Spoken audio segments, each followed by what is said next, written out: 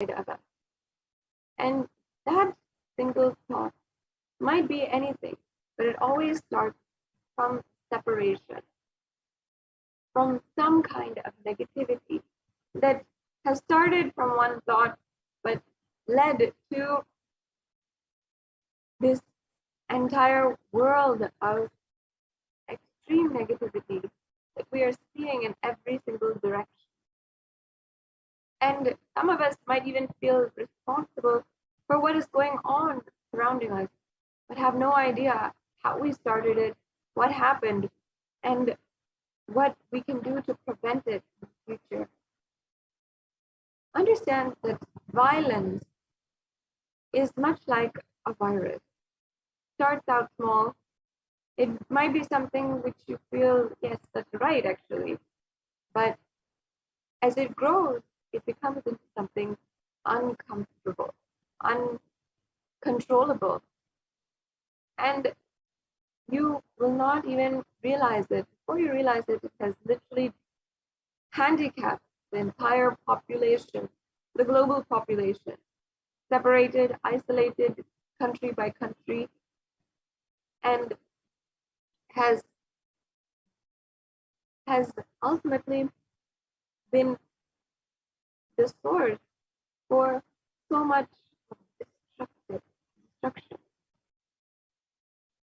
The minute we feel that there is something that is separate from us or against us, that minute we are creating that violence.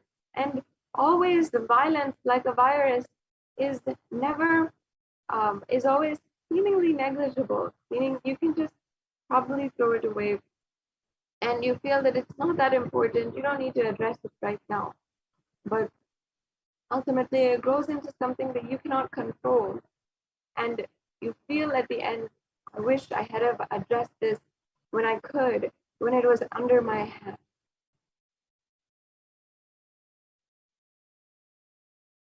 When you understand different kinds of these different kinds of streams of thought, how violence is sourced, where it starts from, it ultimately brings solution. And even the highest forms of violence that we see, including violence against women today, gender-based violence and femicide, always start, even institutionalized patriarchy, always starts from normalized forms of the misogyny and different kinds of sexualization and objectification of women. Whatever we are seeing, the different kinds of violence started out different kinds of violence against women between countries or between in the nation at large, in the whole community. It always starts again in our intimate homes, in our neighborhoods, and from in between two people. And before that, it always starts inside of one person. In Sanatana Hindu Dharma, we understood from the very beginning, the Hindu civilization and the ancient Hindu rishis understood the solution behind violence. They understood the forms of violence and the source of violence, and they knew that ultimately violence can be solved, healed, and removed, eliminated from society through consciousness and love, pure love from the consciousness. That is the science, the research, the development of the Hindu civilization, and what ultimately the Hindu civilization contributed to the world. Today, during this program, you will understand and experience how ultimately you can make violence in your life absolutely irrelevant with this Devi Parashakti Akashic reading program. Just because when you relate to the divine, as a mother, all violence simply becomes irrelevant, because you know ultimately you cannot show violence against existence, against life, against the universe, against another person in front of you, against the whole world, against society, especially when you understand that the divine is mother. And when you start seeing everything as your mother, you will understand that you literally belong to existence. You literally came from existence. What's the question?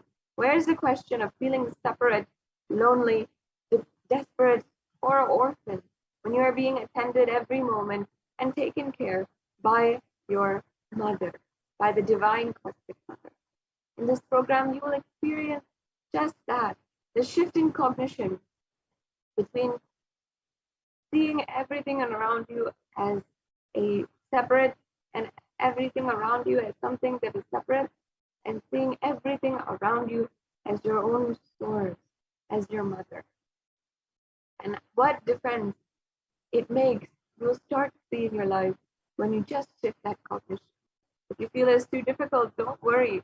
I can assure you that just as with one diksha, one darshan, the cognition that we have around us, that everything is against us, will simply change.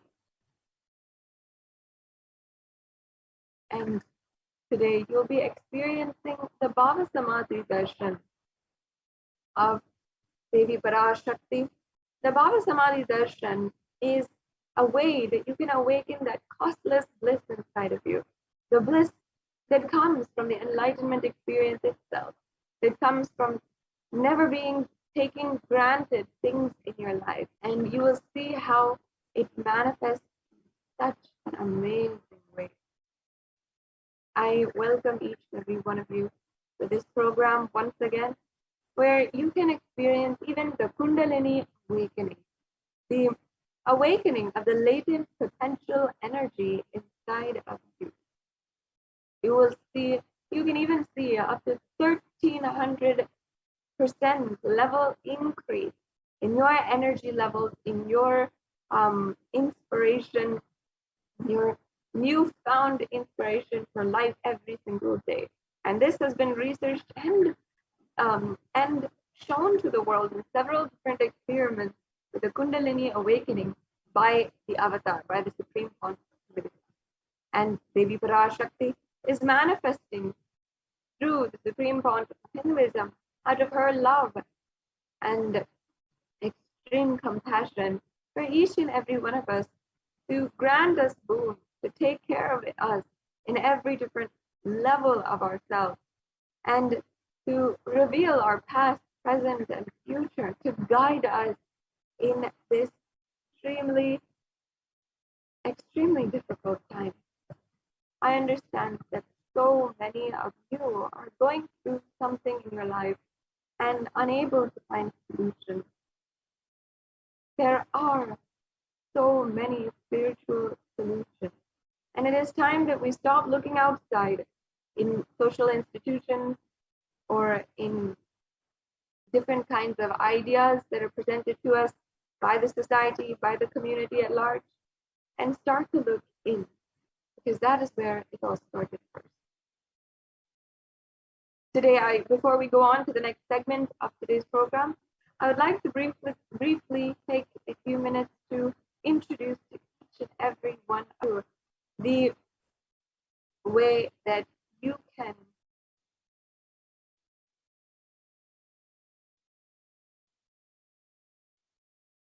be introduced today to the divine cosmic being manifesting through the Supreme Pontiff of Hinduism.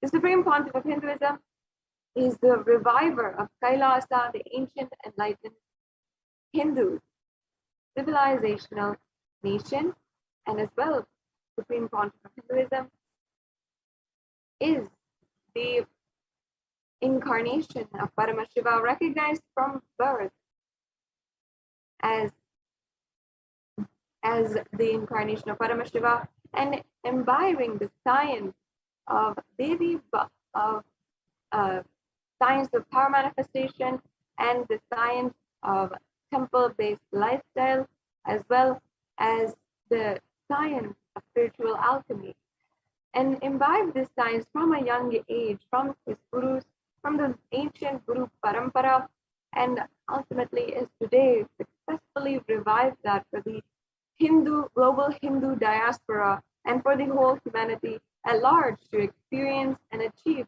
superconscious breakthrough. And as well, the Supreme Pontiff of Hinduism is reviving the 14 ancient kingdoms, including being the ordained Guru Mahasannidhanam, the 233rd Guru Mahasannidhanam of the Tonde Mandalam Adinam, the Kanchi Kailas Sarvajnapitam, and as well the incumbent emperor of the Surya Vamsa Surangi Samrajyam, and as well the 293rd Guru Mahasannidhanam, the Jagat Guru Mahasannidhanam of the Shamala Pita Sarvajnapitam, the Madurai Adinam, and as well the Supreme Pontiff of Hinduism is the reviver of so many different forms of the Hindu sciences, and with over 300 books which Supreme Pontiff of Hinduism has authored himself in either English, in Tamil or Sanskrit, and has then further translated these into 50 further languages. And as well, the Supreme Pontiff of Hinduism is the Acharya Mahamandaleshwar of the Atal Akada and the Mahamandaleshwar of the Mahanirvani Akada, and these are two of the ancient epic governing bodies of Hinduism, which the Supreme Pontiff of Hinduism is officially coronated as the Mahamandaleshwar and Acharya Mahamandaleshwar.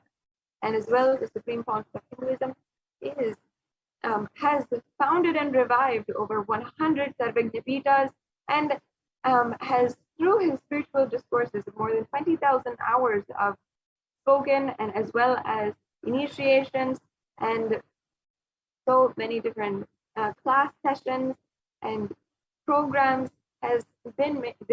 had made himself available for the whole humanity through more than 20,000 hours of discourses, which are all available on YouTube, on Kailasa's HDH Nithyananda YouTube channel. And as well, you'll be able to see all of this and be able to explore on Nithyanandapedia as well. And it's such a pleasure, such a beautiful way that you can be introduced to the avatar and start connecting with the incarnation of Paramashiva himself.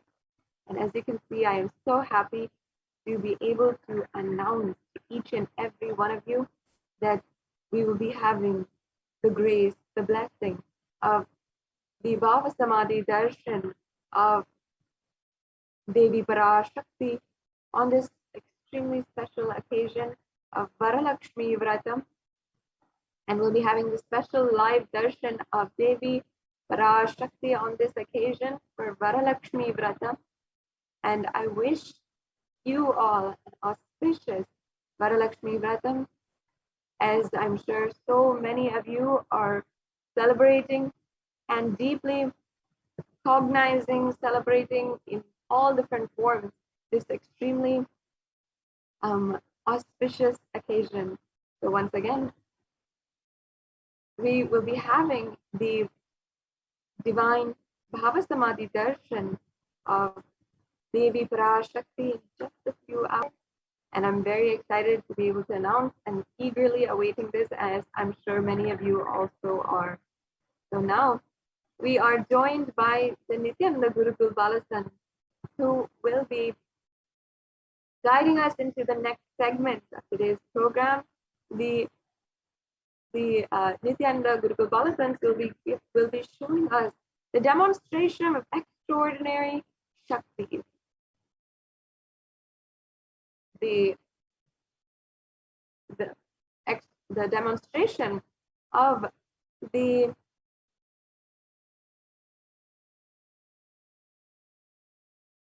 innate superhuman capabilities that each and every one of us have, that each and every one of you have. And after today's initiation, what could even manifest as your reality.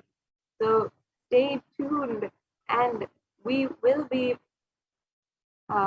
entering into the next segment of today's program in just a few short minutes.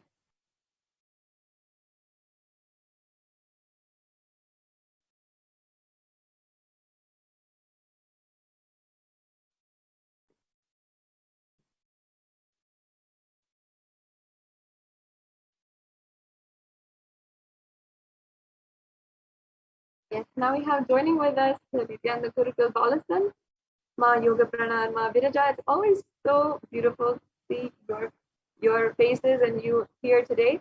So you can go ahead and be introducing to each and every one of the viewers the possibility that lies ahead of them, which you have been able to demonstrate just with the mere initiation of the Supreme Consciousness wisdom.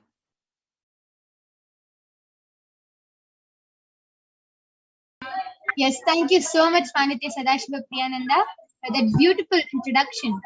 And all of us are going to be graced by Devi Parashakti herself today. So let us at 6 a.m. IST. So let us now move on into the next segment, which is the segment of the power manifestation, where all of you will be witnessing the extraordinary Shaktis of Paramashiva being manifested by the Balasans of the Nithyananda Gurus. So today, you will be witnessing the Balasans, the Nithyananda Yogis, the initiated disciples of the Supreme Pontifical Hinduism, demonstrating the powers of third eye and sharing with all the experiences and results of these extraordinary manifestations happening through us just with Diksha, the initiation from the avatar. So in today's program, in this segment, you will be witnessing the following powers of third eye and body scanning.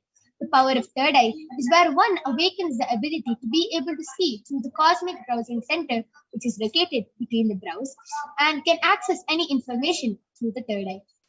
And the second power, which all of you will be witnessing, is the power of body scanning, which is the power where one awakens the ability to scan diseases, illnesses, diseases, medically diagnosed issues. Not only that, reveal the root cause of the problem and even give a solution for the problem. And we witness these extraordinary Shaktis being manifested today. Let us understand what are Shaktis and let us see how we can awaken them inside of us so we also can have this experience. So, what are Shaktis? In the Vedagamas, the source scriptures of Hinduism, Paramashiva reveals in elaborate detail that every human being is hardwired to be able to manifest 463 plus extraordinary Shaktis. Manifesting powers, Shaktis, is described as a method, as a system and a science for human beings to explore the various possibilities and powers and have access to the various states of consciousness. Shaktis manifest from the fundamental cognition that you are the divine and that you need to manifest the divine, not from the cognition that you are a man that you need to reach the divine. So let us see the difference between Shaktis and Siddhis. What are Shaktis and what are Siddhis? Shaktis are the powers which express and manifest from the space of enlightenment as a side effect of feeling connection and high integrity with the divine. And Shaktis are the source of enlightenment. Siddhis are the powers that manifest from deep tapas, intense tapas or penance for enlightenment. Siddhis are on the path of enlightenment. Shaktis expressed through ordinary human beings in extraordinary ways, just with the initiation from the avatar. And Shaktis are permanent. Siddhis, whereas, are not permanent and they may divert you from enlightenment. So, who is the source of all these Shaktis? All of you might be thinking, how do we manifest all these Shaktis? Who is the source? How do we get all these Shaktis? Paramashiva is the source of all these Shaktis. He is the primordial divinity in Hinduism, the ultimate reality and cause which is self-effulgent, Swayam Prakasha, all-pervading, unchanging beyond time, space, form, and causality. As the fundamental base of Avyakta, the unmanifest, and Vyakta, the manifest existence, he performs the Panchakritya, or the 5 cosmic acts of Srishti, creation, Sthiti, sovereign rulership and maintenance, Samhara, rejuvenation, Robhava, pulling out of delusion, and Anugraha, liberating grace for all living entities. And Paramashiva himself has come down in the form of the Supreme Pontiff of Hinduism, Jagat Guru Mahasanidhanam, His Divine Holiness Bhagavan Nithyananda Paramashivam, as the 1008th living incarnation and representation of Paramashiva and the revival of Kailasa, the ancient enlightened Hindu civilizational nation, which is a great cosmic borderless Hindu nation. Ever since the beginning of the civilization, the Sanatana Hindu Dharma has been the cradle of enlightened beings and highly advanced sciences. It is where the science of enlightenment, the science of power manifestation, was lived and taught as a lifestyle. And for the first time in modern day, the Supreme Pontiff of Hinduism, Jagat Guru Mahasanidhanam, His Divine Holiness Bhagavan Nithyananda Paramashivam, is reviving these sciences and transmitting it to the world at a record-breaking speed, which was never accomplished before. And Paramashiva himself has come down and has been recognized as an incarnation at a very young age. Swamiji was recognized, trained, and taught these sciences by the Guru Parampara, by all the enlightened gurus. All of you can see, all the enlightened gurus, Mata Vivekananda Puri, Pundi Swamigal, Isakti Swamigal, Annamalai Swamigal, Kanchi Paramacharya, and so many of these gurus who have initiated Swamiji just so he can revive this science from the disciplines of Vedanta, Tantra, Sri Vidya, Yoga, Yogic powers, Mantra Shastra, Siddha Vidya, science of Aushadha, Advaita, Bhakti Yoga, Paramashiva Jnana, and Paramashiva Vijnana. So all of you will be thinking, so how to awaken this divine qualities in each and every one of us?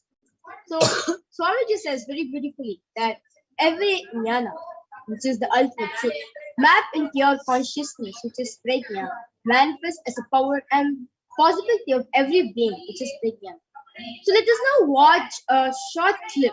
Like all of you will be wondering how these divine powers have been transmitting to each and every one of us. You'll be thinking, the nation come down, you're born with the powers. But how do we human beings actually get these powers? Like all of us want it, right? So it is through the power of Diksha, which is initiation. So let us now watch a short clip on what exactly is Diksha and what are the benefits.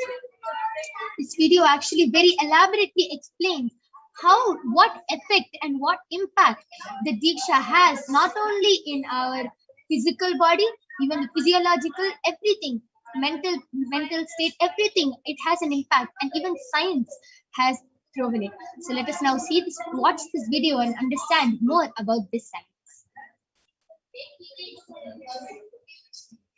Diksha is the direct transfer of spiritual energy by an enlightened being through look, word, or touch. The traditional Vedic book Navaratneshwara states, Sarva samapi dikshanam muktihi phalamakhanditam avirodhat bhavantyeva prasangyastu bhuktayah. The main benefit of all initiations is moksha, enlightenment. As a side effect, health, wealth, leadership, and well-being happen. And in Rudrayamala Tantra, Shiva says, Devi diksha vihinasya na siddhihi na cha sadgatihi tasmat sarva prayatnena guruna dikshito bhavet. The one who is not initiated does not attain liberation nor a better future. So by all efforts, one should get initiated by Guru. What is the science of initiation? Neuroscience has proved that the process of initiation floods the brain with energy. This is the superconscious energy of Kundalini, our own highest inner potential energy. As the Kundalini flows from the thalamus to the cortex, it sets up a powerful energy loop within the brain, which awakens the latent non-mechanical parts which we have never used before. With increasing levels of coherence, the whole brain comes alive, turning into a superconductor of conscious energies that heal, empower, transform our lives, bliss and fulfillment. Initiation creates high awareness, visualization, creativity. It also slows the aging process and improves the immune system. Kundalini awakening, healing experience, levitation, teleportation, materialization, the power of initiation through a range of exclusive programs conducted at the ashram. Nithyananda Dhyan.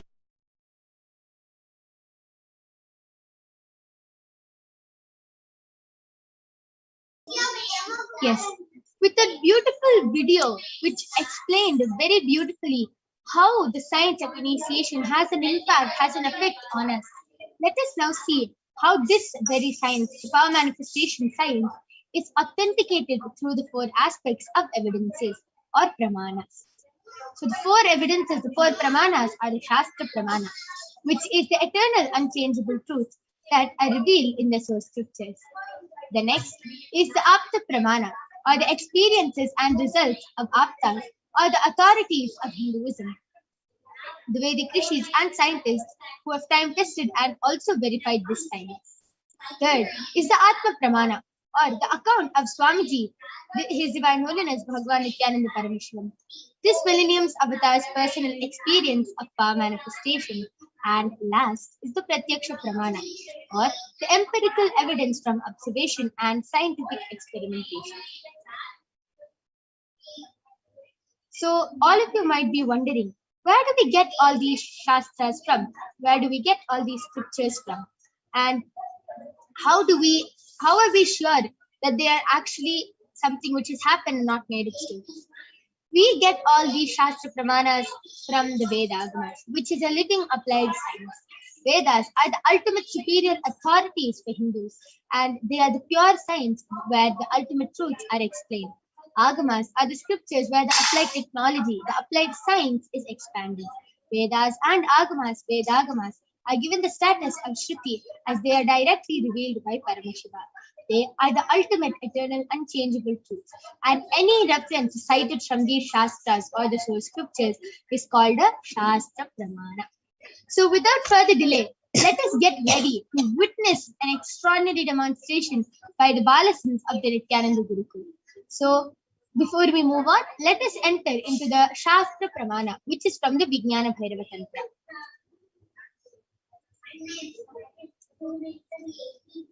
Kapalantarmanonyasa Tishtannilitalochanaha Kramena manaso dadyat Lakshaye lakshamuttamam. The translation goes, by fixing the mind on the inner space within the ground center and sitting stably without any movement, having the eyes closed in succession, by that stability of the mind and inner space, through the power of the third eye, one directly sees the ultimate goal Lakshyam, by having the vision beyond the sight that reveals any object or place, attaining the place of oneness with the source Paramashiva. The next is the Atma Pramana, where Bhagavan Shri Krishna initiates Arjuna into the power of third eye. So this is where all our ancestors have actually manifested this power. It goes back to the time of Dwapar Yuga, where the Mahabharata war happened, and where Bhagavan Shri Krishna initiates Arjuna into the power of third eye. And Arjuna beautifully in the 11th chapter of the Srimad Bhagavad Gita, Arjuna beautifully narrates and describes the complete cosmic form of Bhagavan Shri Krishna as he sees it through the third eye. So Bhagavan Krishna beautifully says to Arjuna, Natu mam shakyase drashtum anenaiva swachakshusha divyam dadami te chakshuhu pashyame yogamaishwaram. The translation goes, but you cannot see my cosmic form with these physical eyes of yours. That were I grant you the divine third eye. Behold my cosmic opulence. And the next is the Atma Pramana, where Swamiji beautifully shares in his own words and how Inside and outside. third eye power. Let's now watch a short clip.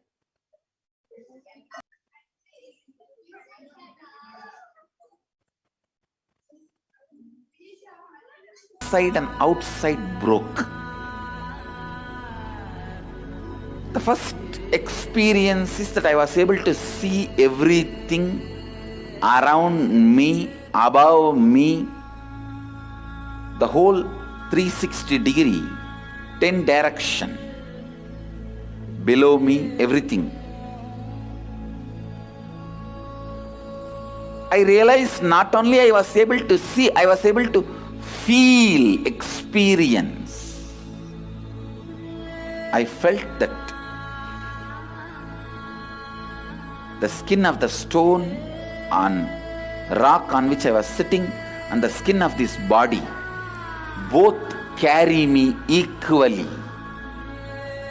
In both I exist equally. The setting sun, rising moon, the whole Arunachala hill, all the plants, bush, shrubs, trees, everything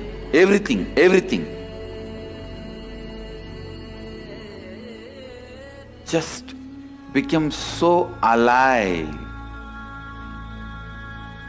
The idea, something is inside.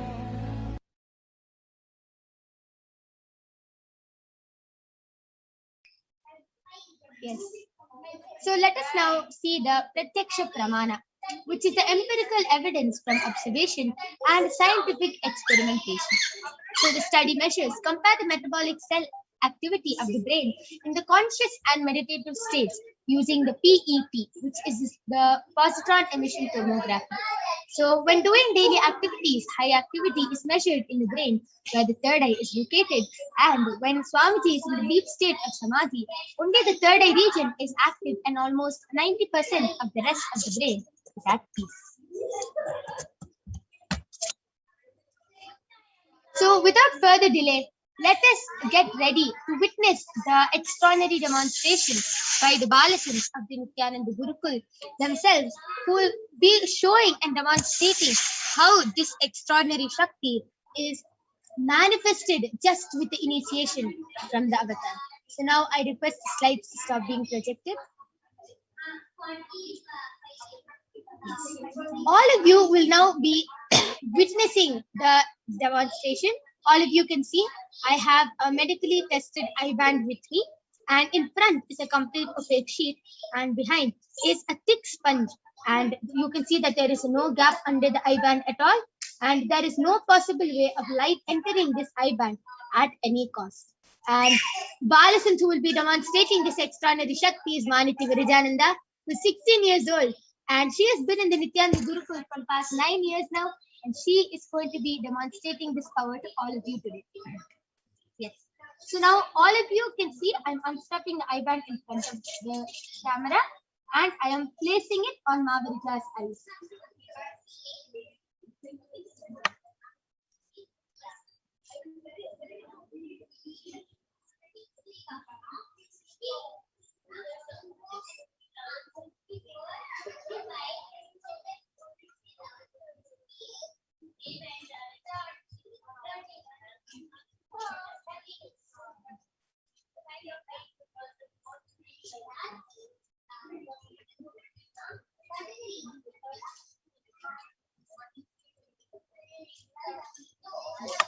Mahaviraja, are you comfortable?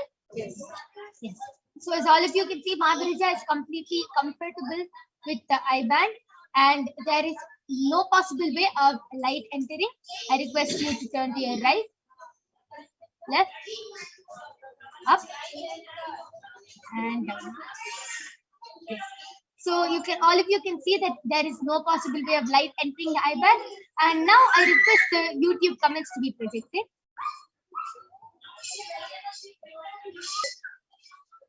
Actually, I would like to confirm all the viewers who are watching us live right now that around me there's no sorts of audio devices like speakers, microphones, or there's nobody around me other than my my co-host, my yoga prana. Yeah, only She is there. Actually, she can authenticate by saying that yes, there's nothing around me. Only a projector where I'll be reading the comments live. Yes. So, Mavirija, you can go ahead and start reading the chats from the comment section. I request the comment section be scrolled down a little bit. Yes. So the latest comment which is posted in Kailasa's HDH Nithyananda YouTube channel is posted none other than Ma Nithyananda, and she has posted blessed and beautiful browsing center blossoms and blooms and I and a full stop. Nithyananda Virida and a smiley face. Yes, Nithyananda, welcome back. Actually, nice to meet you back again. Yeah. Yeah, so you're an everyday customer. Yes. And Ma Virija has correctly read out whatever Ma Mahajalandhara Sitananda has posted in the chat section. And all of you can see how Ma Virija was so confident with what she read. There was no doubt, oh, I think it is this or I think it is this. She was very confident. Mahajalandhara Sitananda has posted this and this is what emoji she has posted. So she was very confident about it. That is the power of the third eye. That is how this power is manifested by the Balasins. Yes. Mavirija, you can go ahead and continue. So in the Facebook comment section, lately is posted by Pargunan Nithyananda has posted Om Nithyananda Paramashivoham, and Malati Kanadi has posted I request body scanning and healing, and thank you. Sure, ma, Maladi, you will be having the power of body scanning. We'll be scanning you in the next few minutes. Yes. Ma Malati, just by the blessings and grace of Swamiji, immediately after this power manifestation of Mavirija demonstrating this power of third eye, you will be witnessing the power of body scanning by the Balasins of the Nithyananda Gurukul. So do not worry, we'll surely be doing a body scanning. And yes, Mavirija, you can continue reading the comments. And Satish Rani has posted just a minute ago an emoji where a girl with pink colored hair is holding a heart. Even that, Mavirija was so confident, and it was just whatever Paramashiva reveals. It is just a trust with Paramashiva. Yes, Mavirija, you can continue reading. Yes, Salim G has posted in YouTube Nithyananda and Namaskar emoji and 2 hearts and a mushroom and a girl with dark skin. And Ma Mahajalandhara has posted lol, yes. Everyday customer indeed and a laughing emoji. Yes, Ma Mahajalandhara Sitananda is an everyday customer and always helps us out with the body scanning and everything. Yes, Ma, thank you. And yes. Sanjay Vikaria has posted Nithyananda Balasins and exclamation mark. Gratitude for the wonderful information about the Vedas and the Agamas and 2 Namaskar emoji. Yes. Actually, Sanjay, all this, if you can actually see, if you read the Guru Gita, beautifully says that any Guru, whether you're enlightened, whether you're incarnation or no, if you are transmitting some knowledge to the world, it always has to be acid washed, because the experience you might have specifically will be good for you, but not for the whole world. So Swamiji exactly does that. Any experience he had, Swamiji had the experience of the third eye vision, but he completely acid washed it with the Shastra Pramana and the Apta Pramana, and then only he gave it out to the world as Sakshi Pramana. Till then, Swamiji did not reveal it. Only after acid washing it, Swamiji revealed it. So it is all, everything, all these segments you will be seeing, power manifestation, everything is directly from the Vedas and Agamas. We have Shastra Paramanas and everything, full proof for it. So it is completely authenticated through the Shastra Pramanas. Yes, that was a very beautiful demonstration of the power of third eye. Now I am removing the IBAN from Mavirija. Yeah. So now all of you can see the IBAN is completely intact. There is no change in the IBAN as I just put it on Mavirija. Yes, that was a very beautiful demonstration of the power of third eye. And please stay tuned for the upcoming power, which is the power of body scanning. And now let us enter into the Shastra Pramanas for this power. So a little about this power of body scanning. Like if you're a newcomer, the power of body scanning is actually where the initiated disciples for the different for the Hinduism will have the ability to scan and reveal the diagnostic issues medically, which is medically diagnosed, and also provide the best way where you can get rid, where you can get rid of the disease through the awakened product. Now let us now see the Shastra Pramana, the scriptural reference to the power of body scanning, which comes from the Vijnana Tantra Sutra 50. स्वदेहे जगतो वापि सूक्ष्म सूक्ष्मतराणि च तत्त्वानि यानि निलयम् ध्यात्वान्ते व्यज्यते परा. Bhagavan Paramashiva says, cognize deeply that from the subtle to the subtlest constitutive principles of your whole body, Swadeha, or of the whole universe, simultaneously consist of the essential reality. They are being absorbed in the source cause, Paramashiva, and by the experience of such restful awareness, one becomes complete from all thoughts, and the ultimate universal divine power, Paradevi, Adi Shakti, is revealed, and the supreme power manifestation happens. The next is the Apta Pramana, which is from the life of a Siddha named Terayar. Terayar was a Siddha and one of the prominent disciples of Agatya. One day, a man suffering from a severe headache comes to Agatya for healing. Agatya uses the power of body scanning and identifies the root cause of the headache. He reveals that there is a small Tere, a type of frog, sitting in the person's brain. And Agatya immediately instructs Terayar, his disciple, to perform an open head surgery and remove the frog. And remember, this is 5,000 years ago. Terayar successfully completes the surgery. The man is completely healed from the headache, and the disciple gained the name Terayar. And third is the Atma Pramana, which is from the life of Swamiji himself. On the 22nd of December 2019, Swamiji beautifully shares, only when I had a multiple compound hand fracture, go for checkups and surgery. And at that time, I detected heavy metal quantity in different organs of mine, and it was revealed that I had been poisoned without our knowledge. I immediately used diagnostic methods instead of medical facilities to study the body condition due to the poisoning. Through the body scanning, I found out what the problems and imbalances had happened and where the balance had to be done. I used allopathy as a second opinion just to verify my findings. Swamiji beautifully manifests the power of body scanning and Sushada, going beyond pain. And last is the Sakshi Pramana. All of you will now be witnessing the live demonstration of the power of body scanning by the Balasans of the Nithyananda Guru. So if you want a body scan, like how to say, Go ahead. Yeah. Post your comments in the Kailasa's HDH Nithyananda YouTube channel and the HDH Stadium Bhagavan Nithyananda Paramashivam Facebook page, and you can definitely get a body scanning done. And if you're very eagerly waiting for the body scan, the latest comment which comes up first, and we'll be doing the scanning. So go ahead and post your comments, and we'll be doing the body scan for those of you who have posted their comments in Facebook and the YouTube channel after a short break.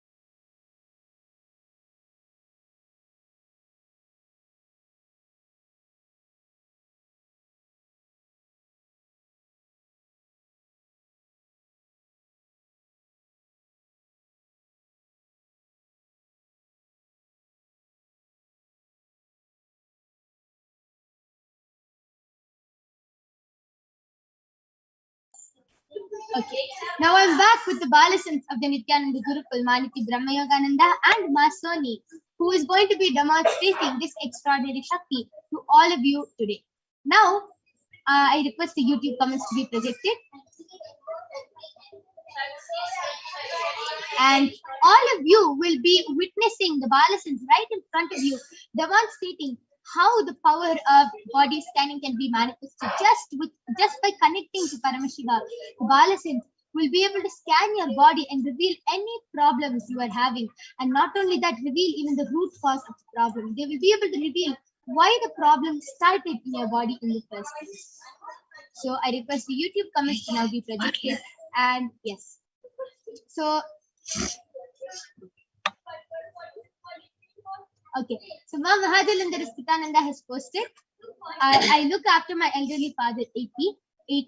I am always home, but needed to go to the store for Ekadashi yesterday. Past people in store and got scared about Corona. Please scan for the virus in my body.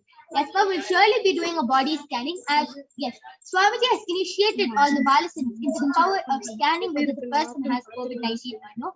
And you will be witnessing this power being manifested soon. Till then, Ma Brahmayoga will be doing a body scanning and revealing any problem that Paramashiva reveals in the body. And Chaniji has requested for a body scanning. And before that, can we move on to the Facebook comments? I remember seeing one person post a request for the body scanning. I request the Facebook comments to now be projected.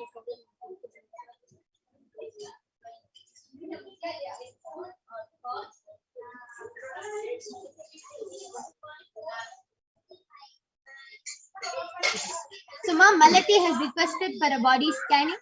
So you can do body scanning for Ma Malati, Asoni. And yes, I request the Facebook comments to be scrolled to the above previous comments.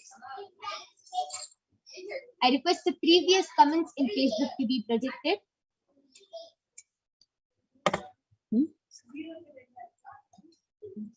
I request the previous comments in Facebook to be projected.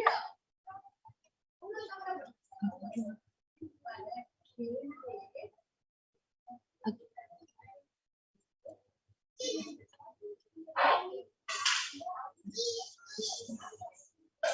So we can go back down to the latest comments.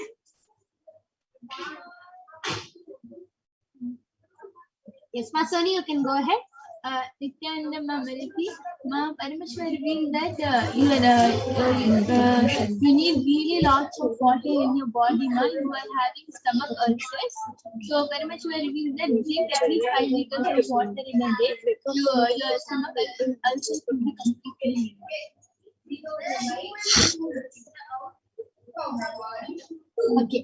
And yes, Ma Malati, that was a scanning for you. I request you to get back in the chat section. And you have requested for a body scanning for Jagannath Kannade, and you have his consent. Yes, Ma, surely we'll be doing a body scanning. Ma Soni, you can go ahead and do the body scanning for Jagannath Kannade. And Ma Brahmayoga, you are ready? Yes, you can go ahead. Yes, so Ma Mahadalinda Nithyananda, Paramashiva revealed to me that that your immune system is actually quite strong already, but he revealed that that for you to strengthen it even more, start taking bath with cold water in the morning. Stop using warm water and start using cold water while you take bath. And also from 3 meals, reduce it to 2 meals a day. If you follow these 2 things, you'll see that your immune system starts becoming really strong, and you'll also start becoming really active. Yes, and one more thing, Ma, Paramashiva just revealed it to me. Paramashiva revealed to put turmeric in the water which you're taking bath with and start drinking hot water, like a boiled tulsi in water, and start drinking hot water, and you'll be completely fine. So I request you also to get back in the chat section. I request the YouTube comments to now be projected.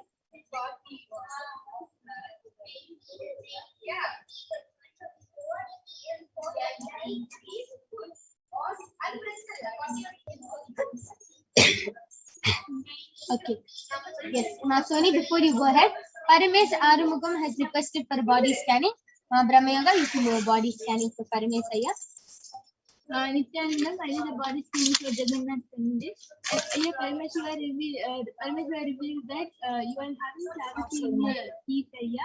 So for that Parameshwara is telling us to brush with Parashakti twice a day. Once when you get up, and second time when after eating, after having your last meal, and in the last brush with Haritaki after having all your meal.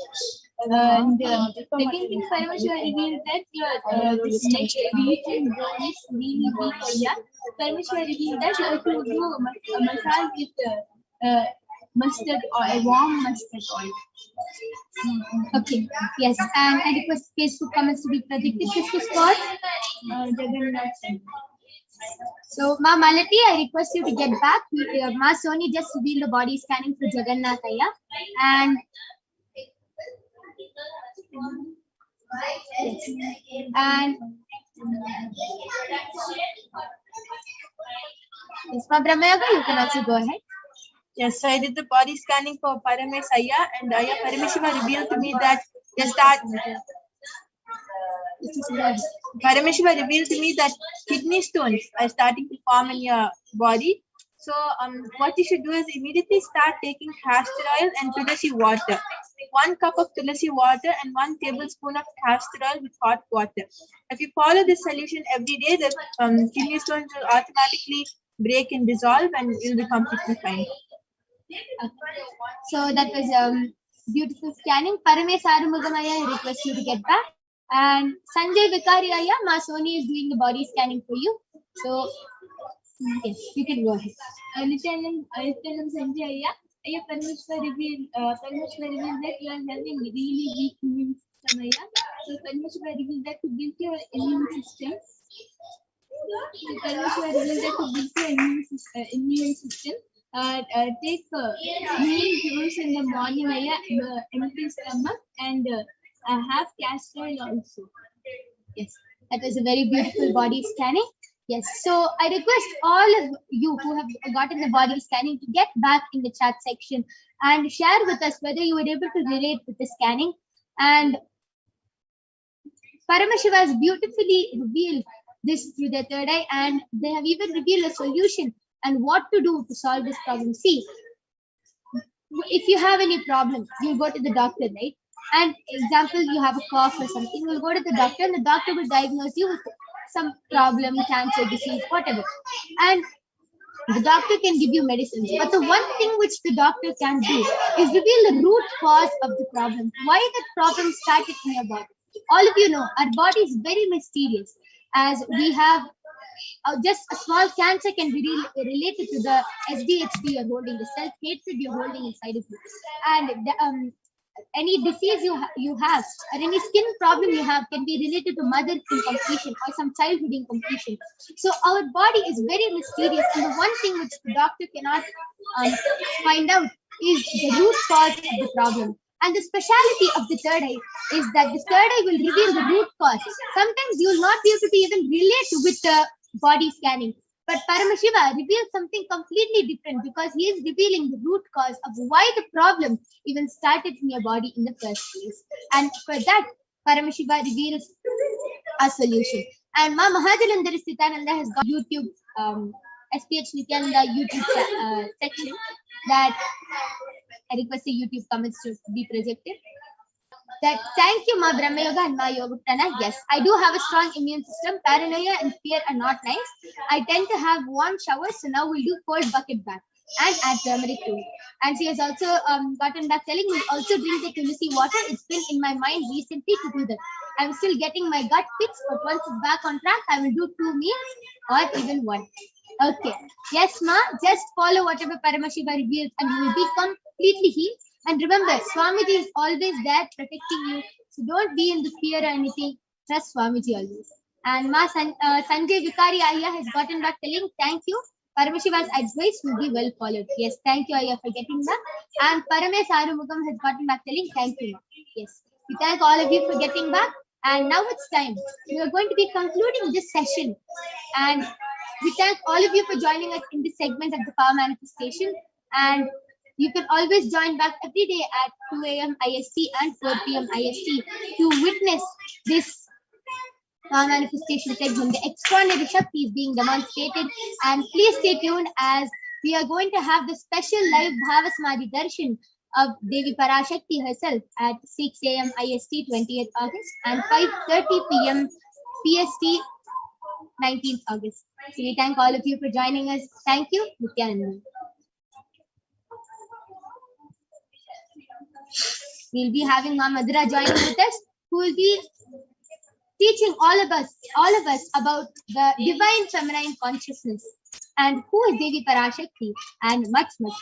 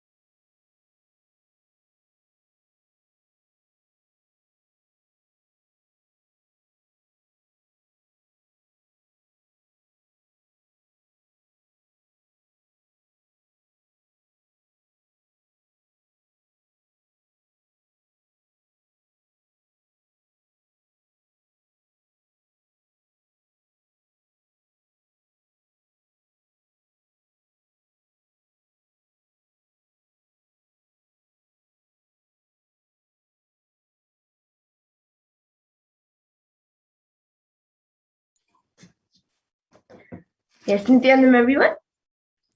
Yes, Nithyanandam Ma Madhura, please go ahead. Yes, I request the entity volunteer. Yes. So now in this next segment, we will be learning about the divine feminine consciousness, about who is Devi Parashakti. So let us first look at the Dhyana Shloka of Devi Parashakti, which comes from the Lalita Sahasranama. Sindhuraruna vigraham trinayana manikya mauli spurate taranayaka shekharam smitamukhim mapina vakshoruham पानिभ्यामलिपूर्ण रत्नचषकं रक्तोत्पलं बिभ्रतीं सौम्यां रत्नकटस्थ रक्तचरणां ध्यायेत् परामम्बिकाम्. And the translation for this verse is: the Divine Mother is to be meditated upon as shining in a vermilion red body with triple eyes, sporting a crown of rubies, studded with the crescent moon, a face all smiles, a splendid bust, one hand holding a jewel cup brimming with mead, and the other twirling a red lotus. And the other verse, which also comes from the Lalita Sahasranama, Arunam karunam tarangatakshim dritapashankusha pushpabana chapam animadi biravritam ayukaihi rahamityeva vibhavaye bhavani. And the translation for this is: I meditate on the great empress. She is red in color and her eyes are full of compassion. She holds the noose, the good, the bow, and the flowery arrow in her hands. She is surrounded on all sides by powers such as anima for rays, and she is the self within me. And Devi Parashakti is the ultimate pure feminine consciousness. Parashakti is the cosmic mother. It is her cosmic womb from which billions and billions of universes come out and go in, and the source where the Big Bang and black holes go on and on. Parashakti is the source Shakti, the source energy, the source power from which all of us came, in which all of us are in even now, and in which all of us are going to merge. And today, out of her extreme love and compassion, Parashakti herself is manifesting through the embodied form as the Nijavatar of the Supreme Pontiff of Hinduism, Jagat Guru Mahasannidhanam, His Divine Holiness Bhagavan Nithyananda Paramashivam, gracing us, answering all of our questions, attending to our prayers, giving boons, healing us, revealing our past, present, and future, delivering profound spiritual truths, and ultimately giving us the experience of Parashakti. And in the words of Devi Parashakti, she beautifully says, raising as Omkara, expressing as Vedas and Agamas, blossomed as Shrimkara, filled as Parashodasi, living in 40 triangles, the Kailasha Swami is in Kailasha, Shri Purachintamani, Parashodasi, Meenakshi. Parashodasi sitting as part of Paramashiva, Parameshwari who rules the world. Paramashakti, Manonmani, Meenakshi as Nithyananda took Nijavatara here to give good boons to everyone, to bestow all goodness. Hiranya Garbha Swarupini, Brahmanda Yoni, Shami, Chandramauli, Rapala, Aparna, Uma, Parvati, Savitri, Navayavana, Samrajya Lakshmi, Parameshwari, Parashodasi, Meenakshi, taking the form of Nithyananda, I came here as Nijavatara. With great compassion and blessing, listen people, to do good to all of you, I took the form of Nithyananda and came down as Nijavatara. And again, Devi Parashakti beautifully says, raising in Omkara, blossoming as Shiva, Shiva manifesting as source of existence, powers of existence, expression of existence, from the oneness of Om, blossoming into two as Prakriti and Purusha, blossoming as three Shaktis, Icha, Kriya, and Jnana, growing as four Vedas, expanding as five Panchabhutas, beyond six chakras, filled as gotras of seven rishis, expanding as five Panchabhutas, beyond six chakras, filled as gotras of seven rishis, existing as nine, expanding as eight directions, existing as nine grahas, blossoming as 10 indriyas, being as 11 rudras, creating all the worlds to tell and make truth blossom and to do good. Parashorasi, Meenakshi, in the form of Nithyananda, I came to bless every one of you. And now let's see how we can receive Devi Parashakti. So literally we're seeing Paramashivoham. She is there on your screen, so always receive her very traditionally. You can keep 2 betel leaves, 1 banana, 1 betel nut, and a coin in front of the screen as you receive Devi Parashakti. And for those of you who don't know, the coin is actually considered the traditional dakshina in the Hindu tradition.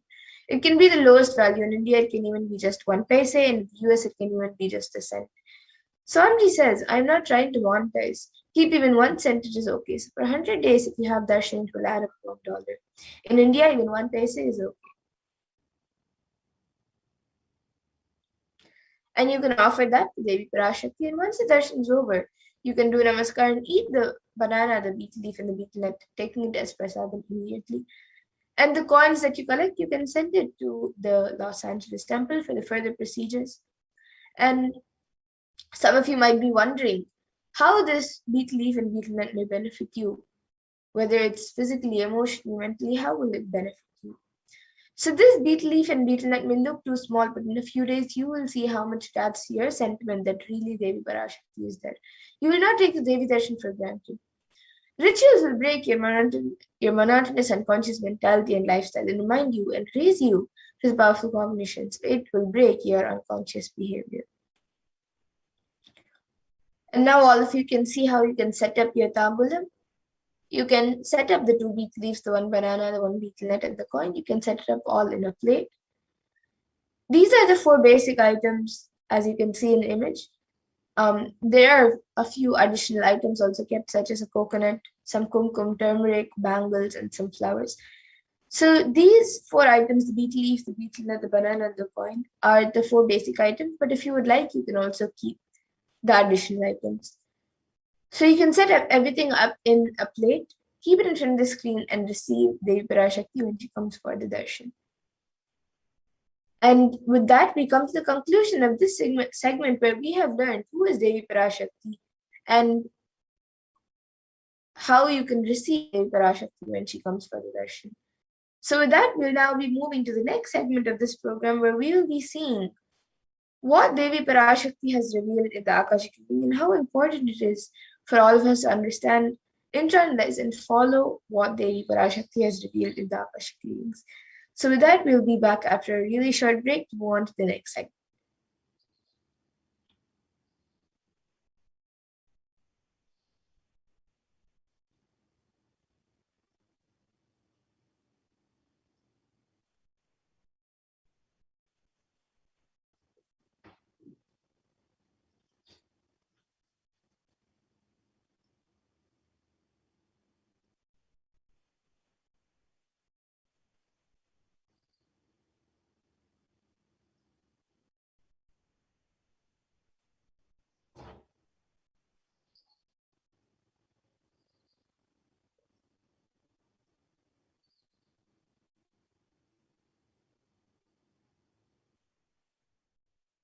I mean by the word e-Kailasa?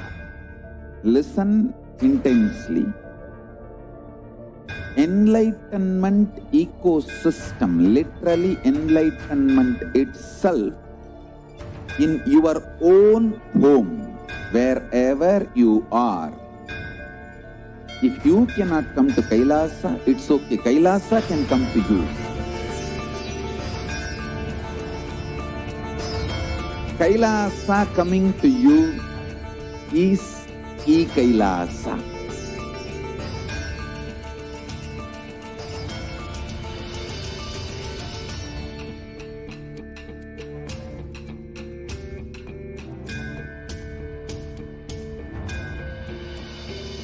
I will revive Hinduism.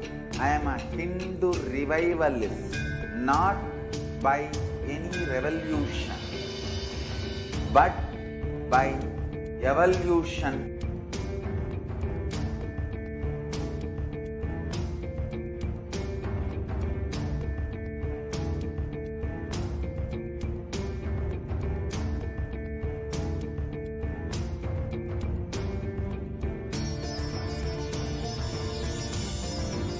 And setting model communities.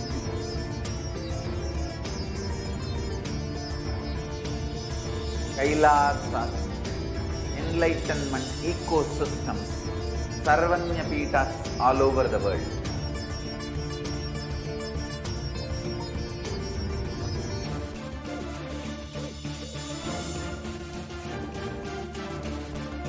All powerful cognition, knowledge, only when you live, power manifestation and possibilities manifestation happens. This is a fundamental truth.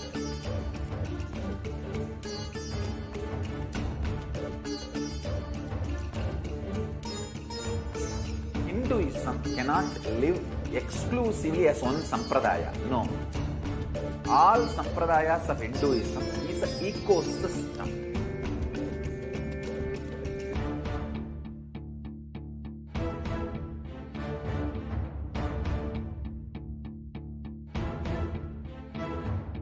So don't keep quiet thinking that if one sampradaya is attacked, only that sampradaya is going to be affected. All of us are ecosystem.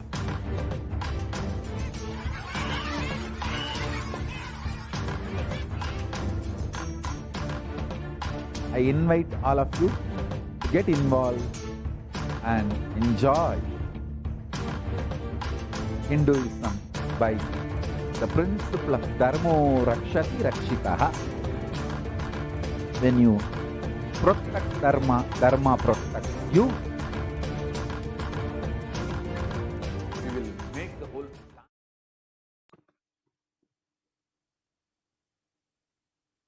Nithyananda, welcome back, dear viewers. Now we will be entering into the next segment where we will understand some of the revelations made by Devi Parashakti for humanity.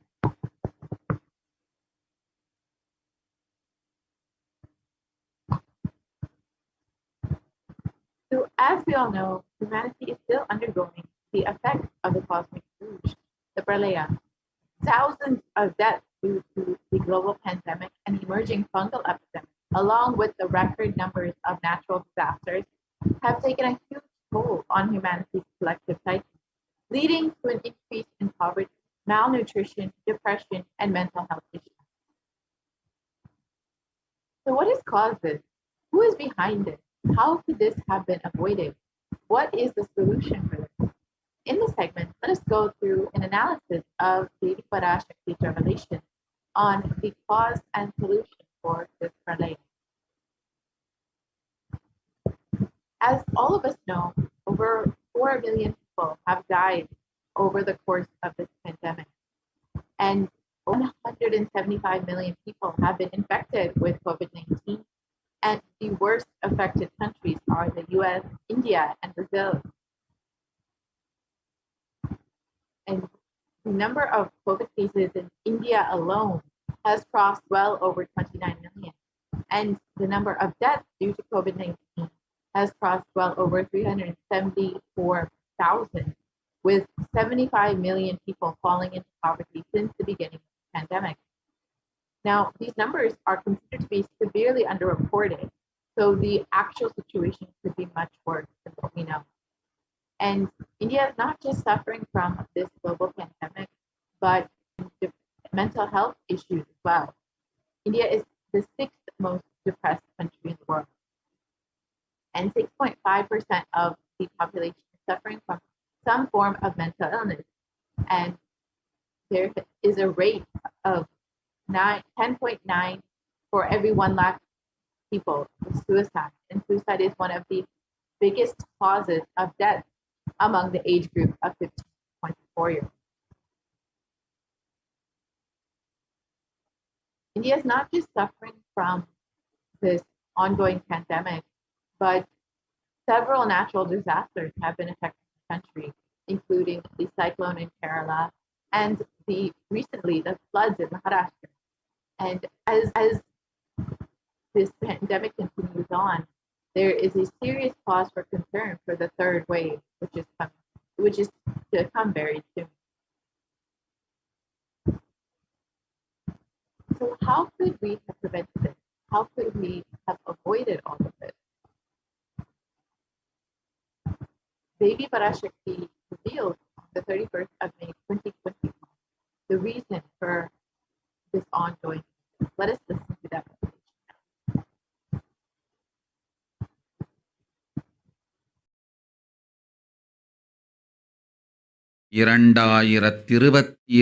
வரை India செல்ல வேண்டாமா என்று கேட்கின்றாய். நன்றாய்த் தெரிந்துகொள், சொல்வதைப் புரிந்துகொள். இந்த பெருநரகமான கிருமி போஜனம்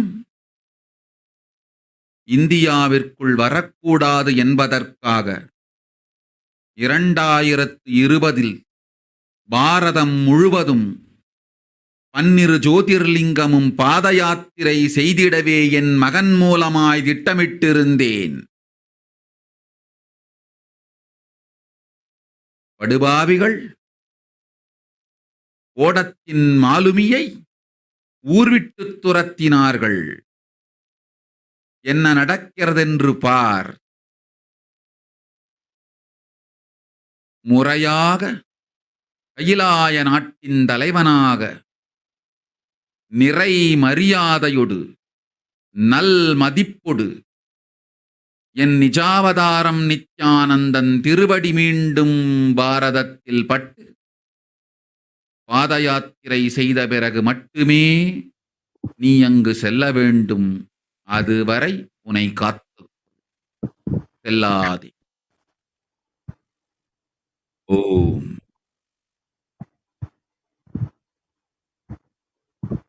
So let us look at the translation of Devi's revelation. For this huge Devi Bhojanam hell not to come to India. In 2020 itself, I had planned to do the Padayatra throughout India and the 12 Jyotirlinga through my son Swami. They chased the captain of the ship out of the country. See what is going to happen.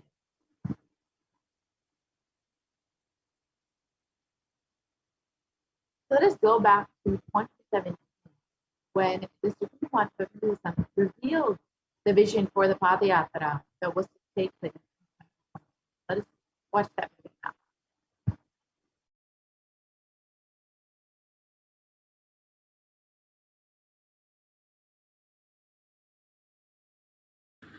Want to do 1 year Padayatra specially for this purpose in 2020. 2020, planning for a full year. I'm going to walk from Rameshwaram to Amarnath. 1 year with 10,000 people, just walking all over India to spend time with people.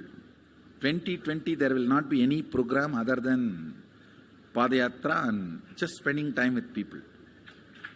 Just walking. Of course, 10,000 people will be walking with me.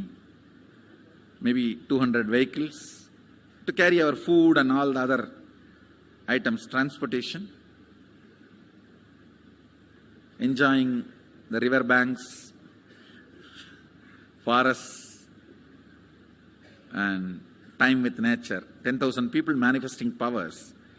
Walking from village to village. What do you think will happen?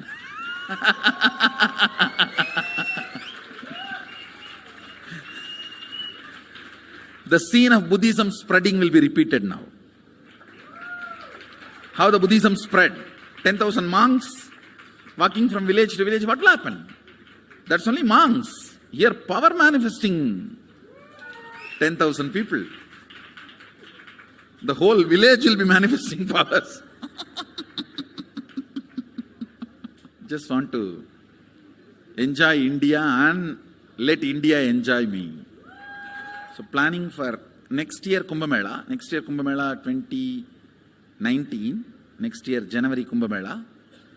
Before that all the Balalayam, everything. Balalayam is going to be like the same structure outside with one stone tower, gold coated.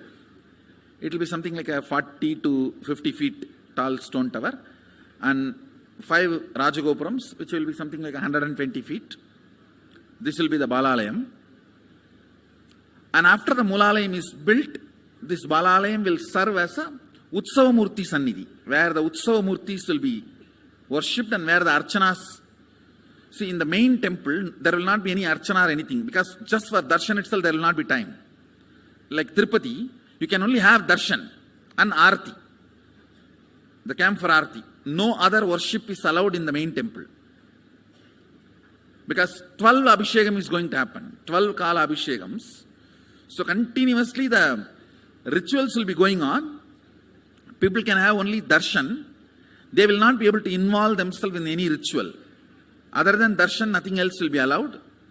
So all the archana, all the other offerings, like people will offer the archanas and other, everything will be done to the Utsava Murti, which will be kept in the Balalayam, the present Balalayam, present structure.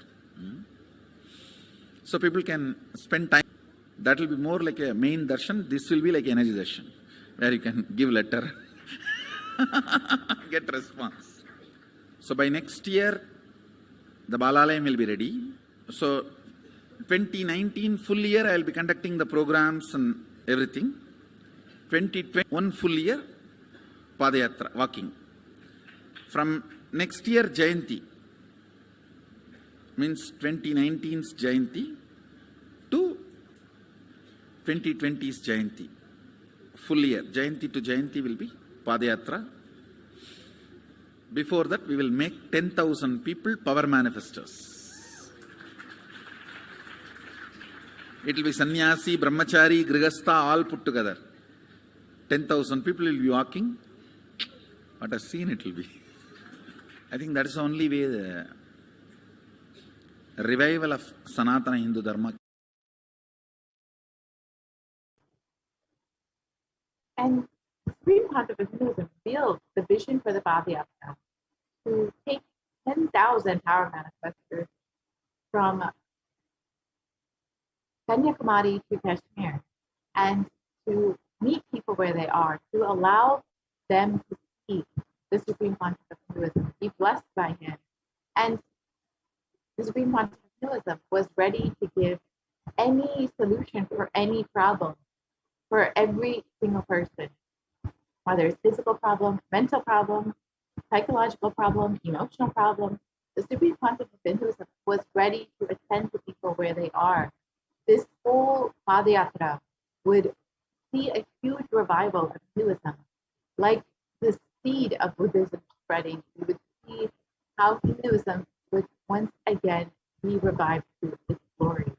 And since the age of 10, the Supreme Pontiff of Hinduism has been enriching people and preparing them for this Padayatra, to save them from this pralaya, and to bring the superconscious breakthrough to them.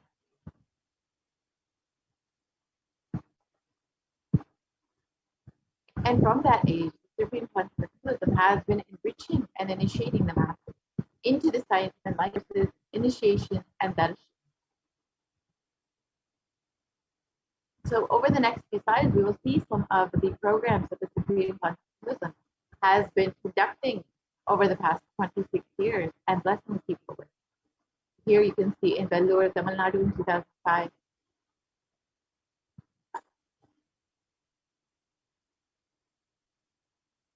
In Rasipuram in Tamil Nadu in 2005. In Namakkal 2005.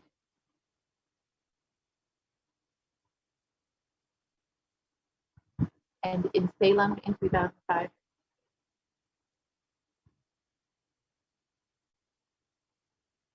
The Nithyananda program in Virdi.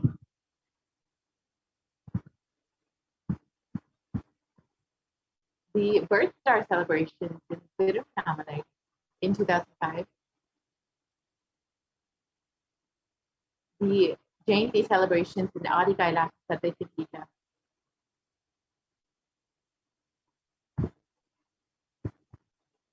The Jayanti celebrations in Tiruvannamalai.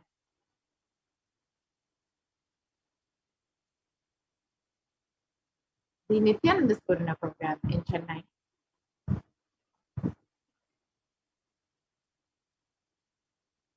The Guru Purnima celebrations in the Adi Kailash Satyajita.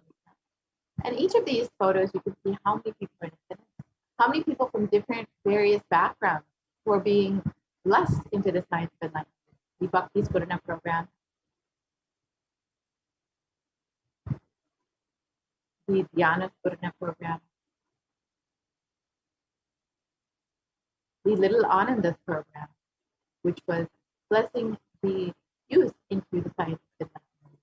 The Saptayagam, which was Salem, which was a series of homas conducted by the 15th month of Hinduism, where he also guided disciples into the same homa. You can see the photos of the Supreme Master of Hinduism himself conducting the homas, as well as blessing people and guiding them into the same homa. This was a huge offering to humanity. And the Nithyananda Spurna program in Adi Kailash Satyajita.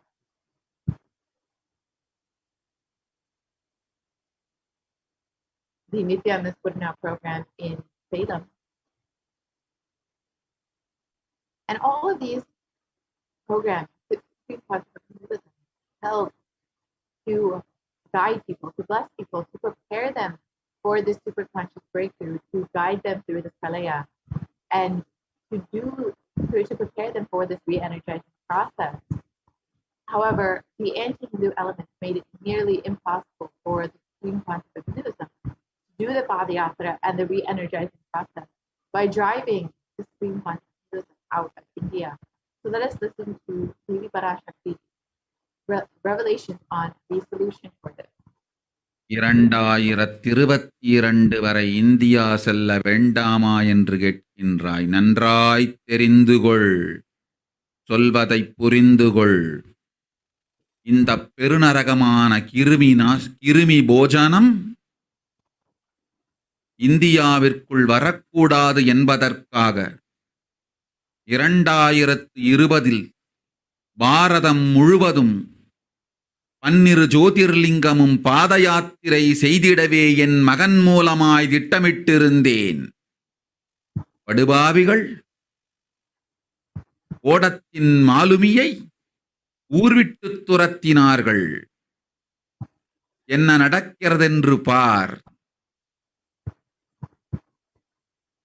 முறையாக கைலாய நாட்டின் தலைவனாக நிறை மரியாதையொடு நல் மதிப்பொடு என் நிஜாவதாரம் நித்யானந்தன் திருவடி மீண்டும் பாரதத்தில் பட்டு பாத யாத்திரை செய்த பிறகு மட்டுமே நீ அங்கு செல்ல வேண்டும். அதுவரை உன்னை காத்து செல்லாதே. ஓம் ஓம் ஓம். And Devi revealed that only when the Supreme Conscious of Hinduism is received in India as the head of the Kailash with great reverence and respect, and is able to do the Padayatra and the re-energizing process of the 12 Jyotirlingas, only then will this pralaya end in India. And as we look around, we see so much of destruction and suffering. We see what the great rishis of Vedic civilization had forewarned as the Kali Yuga.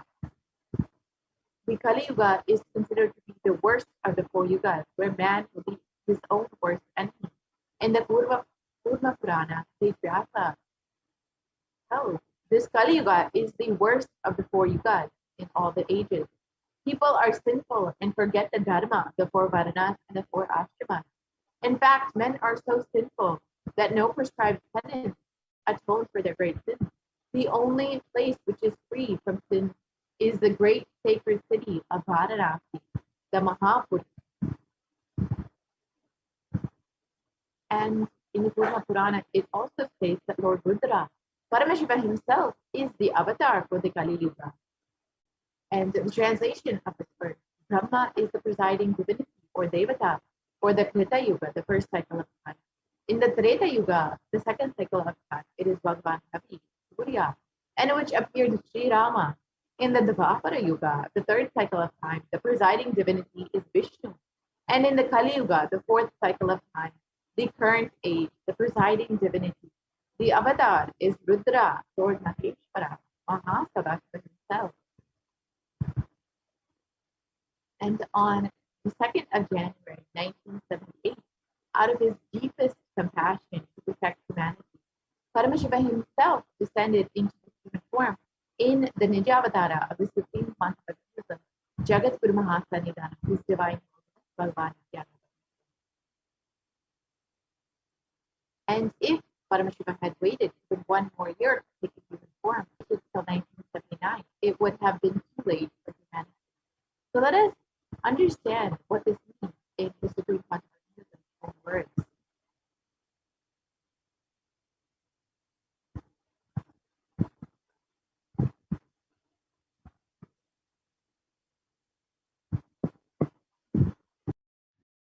And I tell you, O Hindus, don't be afraid. I am back with the same science. We are going to...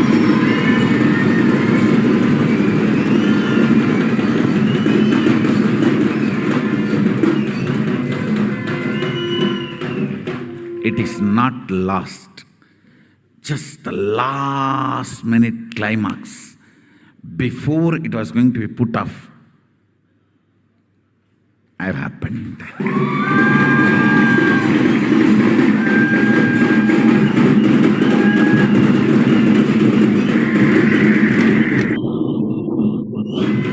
(1979) would have been late.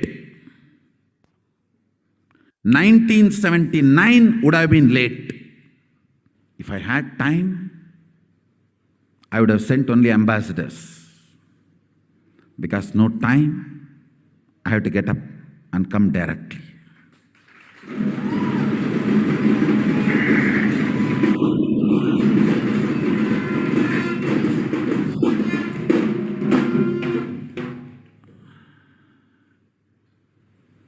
O Hindus, feel blessed. Science is not dead. It is available. I have everything needed to bring that science back to life and establish its legitimacy.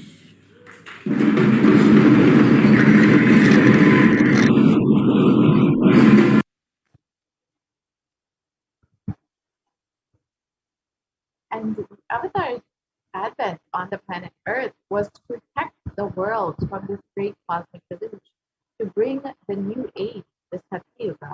So let us listen to Devi Parashakti herself revealing about it.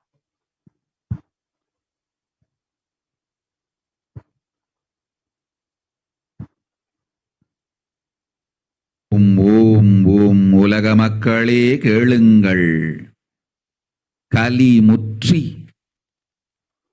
கலி கழிந்து புதுயுகம் சத்தியயுகம் புறப்பட வேண்டிய காலம் வந்ததனால் வந்திருக்கின்றது இந்த பெரும் பிரளயம்.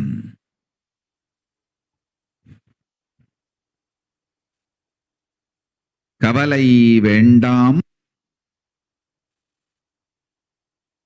மக்களே.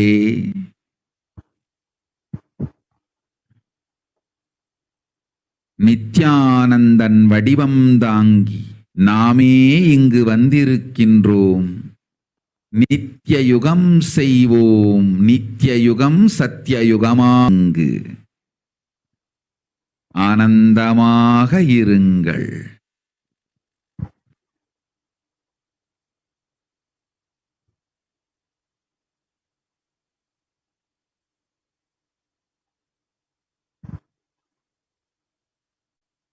And the translation of Devi's revelation, people of the world, listen, the time has matured, the time has come, and it has matured into the time.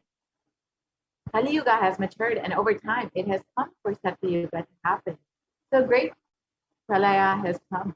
Don't worry, people. In the form of Nithyananda, I myself have come here. I will make Nitya Yuga. Nitya Yuga will blossom as Satya Yuga. Be blissful. For this huge hell Gini Goj have not come to India. In 2020, I plan to do the Padayatra throughout the 12 Jyotirlingas through my son Swami. And in order to prepare for this, the avatar began the Padayatra at the mere age of 10.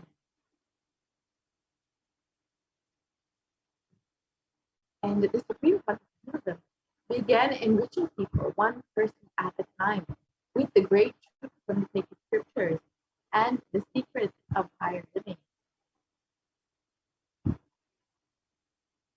Even at the age of just 14, all of his classmates would follow the Yatra, where the Supreme Consciousness led them from Kuriyatam, Tamil Nadu to Tirunelveli, the birthplace of the Supreme Consciousness, and a huge pilgrimage site. And when the Supreme Consciousness was around 19 years old, all his fellow classmates at the Ramakrishna Math recall the Yatra, where the Supreme Consciousness led them from Chennai, Tamil Nadu to Tirunelveli, and gave them an unforgettable pilgrimage trip experience. And the Supreme Consciousness continued walking the length and breadth of India, reaching more and more people, and preparing each one until the Supreme Consciousness founded the international mission, the Nithyananda Sangha, and to revive Kailasa International on the 31st of December, 1999. And the Supreme Consciousness established the first Kailasa enlightenment ecosystem, the Viruchangota Adinam, on the 14th of April 2001. And here you can see the photos of the Supreme Consciousness on the day of the inauguration, when he was just 23 years old. And in 2003, the Avatar continued his Vijayatra all over the world to enrich people from various backgrounds.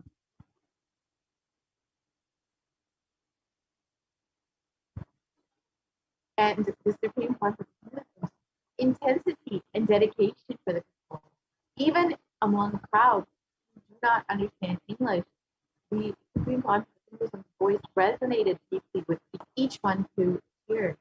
Here you can see in Guadeloupe and in Brazil, the people receiving Supreme Consciousness with so much of gratitude and affection, despite not understanding any of his teachings necessarily.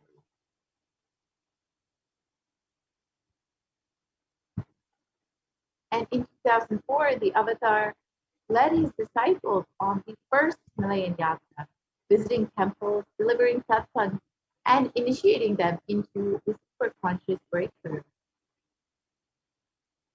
And subsequently, the Avatar personally organized and led yearly yatras and guided individual souls, not just to physical spiritual sites, but to eternal spiritual realms. And in 2006, the Padayatras were taken to the next level with the Kodikan Padayatra, with crores of people participating, and each person impacted by Nithyanandeshwara and Nithyanandeshwari, who traveled from city to city, blessing each being who laid eyes on them. And here's a short clip of the Kodikan Padayatra, and you can see how much people were blessed to be in the presence of the Supreme Consciousness, and how they are literally overjoyed to see just his very form.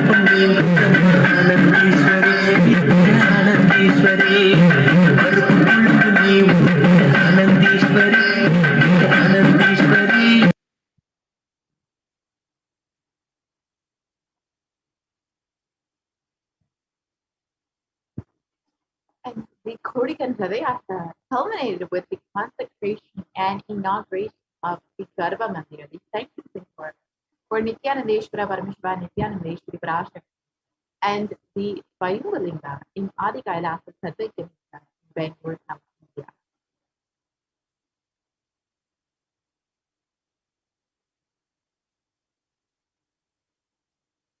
As Archavatar, radiate Paramashiva and Parashakti to create Adi Kailasa Sadhya as a ship to save humanity from this upcoming Pralaya and to bring the new age, the Satyuga.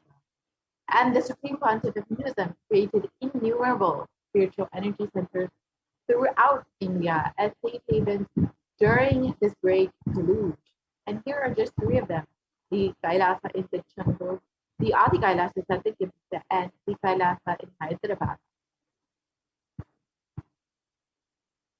And in 2008, the Avatar created and energized the Nithyananda Vaidya River with the Anandalingam, which would protect anyone who bathes in its waters from deadly COVID-19. So let us watch a short clip of Supreme Pontiff of Hinduism performing Abhishek for the Anandalingam.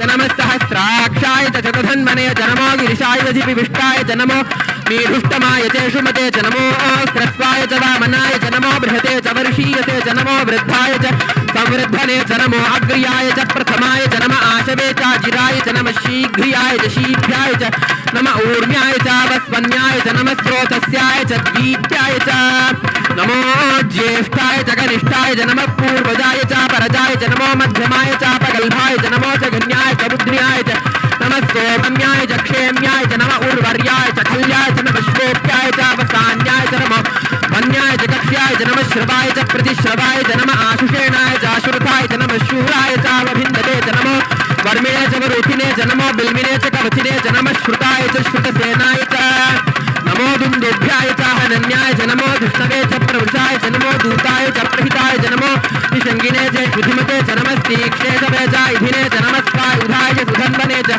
नमः श्रुत्याय च पथ्याय च नमः काट्याय च नीप्याय च नमः सूप्याय च सरस्याय च नमो नाद्याय च वैशन्ताय च नमः कूप्याय च वट्याय च नमो वर्ष्याय च नमो मेघ्याय च विद्युत्याय च नमः ईर्ध्याय च तप्याय च नमो वात्याय च रेश्म्याय च नमो वास्तव्याय च वास्तुपाय च ओम नमः सोमाय च रुद्राय च नमस्ताम्राय च अरुणाय च नमः शंगाय च वशुपतये च नमः उग्राय च भीमाय च नमो अग्रे वधाय च दूरे वधाय च नमो हन्त्रे च हनीयसे च नमो वृक्षेभ्यो हरिकेशेभ्यो नमस्ताराय नमः शम्भवे च मयोभवे च नमः शंकराय च मयस्कराय च नमः शिवाय च शिवधराय च नमः तीर्थ्याय च पूल्याय च नमः पार्याय च वार्याय च नमः प्रतरणाय चोत्तरणाय च नमः आदार्याय च लाद्याय च नमः षष्ट्याय च फेन्याय च नमस्तिकत्याय च प्रवाह्याय च नमः ईरण्याय च प्रपथ्याय च नमः किगंशिलाय च क्षेणाय च नमः कपर्दिने च पुलस्तये च नमो गोष्ट्याय च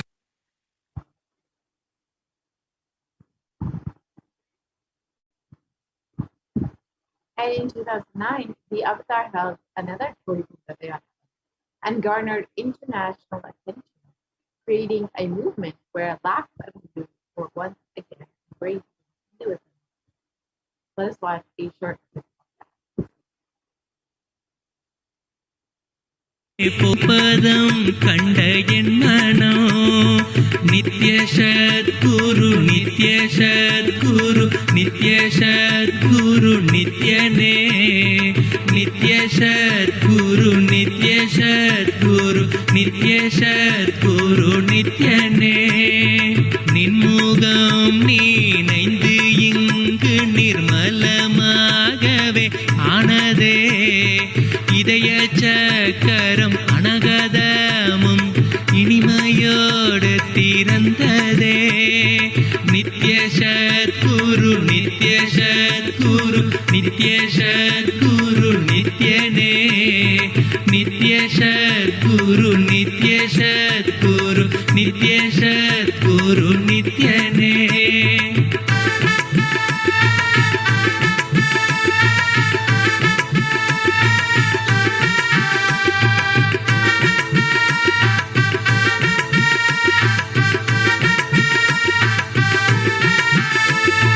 மற்றவர் கண்டு மறைகள் எல்லாம் கழன்று விசுத்தி அதுவும் அசுத்தியாய் பொறாமையோடிங்கு ஏக்கத்தோடப்பா புண்ணியம் எல்லாம் போனதே எரிந்த வயிறும் ஏக்கமும் சேர்த்து விசுத்தி அசுத்தியானதே விசுத்தியை தீர்க்க விமலனின் பதம் விரைந்து இங்கு வரவேணுமே நித்ய சத்குரு நித்ய சத்குரு நித்ய சத்குரு நித்யனே நித்ய சத்குரு நித்ய சத்குரு நித்ய சத்குரு நித்யனே ஆமை பூகுந்த எண்ணகந்தினை பொறாமை பூகாது காக்கவே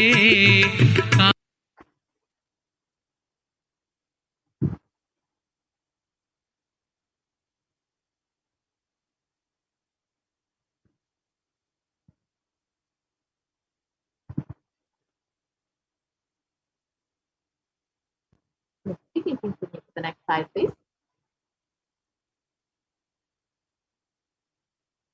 Wherever the avatar's feet have graced the planet Earth, there the seeds of super consciousness have been sown.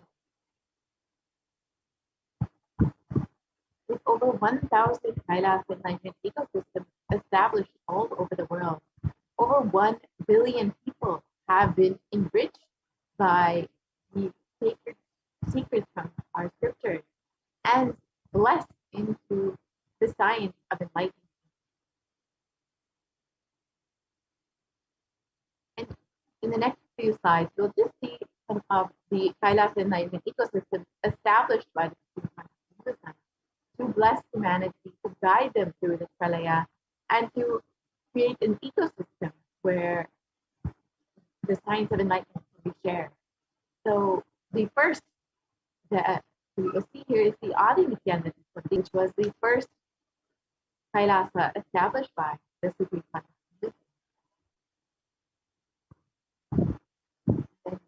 The Adi Kailasa Sarvajñapita in Bangalore, India. The Kailasa in Tirunelveli. The Kailasa in Columbus, Ohio. The Kailasa in Los Angeles, California. The Kailasa in San Jose, California. The Kailasa in Seattle, Washington. The Kailasa in Houston, Texas. The Kailasa in Charlotte, North Carolina. The Kailasa in New York. The Kailasa in Washington, D.C. In Toronto, Canada. The Kailasa in Oklahoma City, California. The Kailasa in Phoenix, Arizona. The Kailasa in St. Louis, Missouri. the Kailasa in Oman, the Kailasa in Dubai, the Kailasa in London, the Kailasa in Scotland, UK, the Kailasa in Netherlands, the Kailasa in Slovakia, the Kailasa in Belgium, the Kailasa in Luxembourg, the Kailasa in Austria, the Kailasa in Germany, the Kailasa in Italy, the Kailasa in France, the Kailasa in Switzerland, the Kailasa in Mauritius, the Kailasa in South Africa, the Kailasa in Salem, the Kailasa in Hosur, the Kailasa in Patnam, the Kailasa in Varanasi, the Kailasa in Rajapalayam, the Kailasa in Hyderabad, the Kailasa in Kerala, and the Kailasa in Gujarat, which is the Yogi Service. The Kailasa in Tiruvanmiyur, the Kailasa in Alankulam, the Kailasa in Tambaram, Chennai, the Kailasa in Avadi, Chennai, the Kailasa in Chennai again, the Kailasa in Melbourne, Australia, the Kailasa in New Zealand, the Kailasa in Singapore, the Kailasa in Kuala Lumpur, the Kailasa in Guadalupe, South America. And all of these Kailasa were created as a community to foster the science of enlightenment, to bring a superconscious breakthrough for this for humanity and to guide them through this pralaya and to ensure humanity survives this great cosmic delusion. The Supreme Pontiff of Hinduism created the sovereign order of Kailasa with thousands of sannyasis with no discrimination against caste or religion.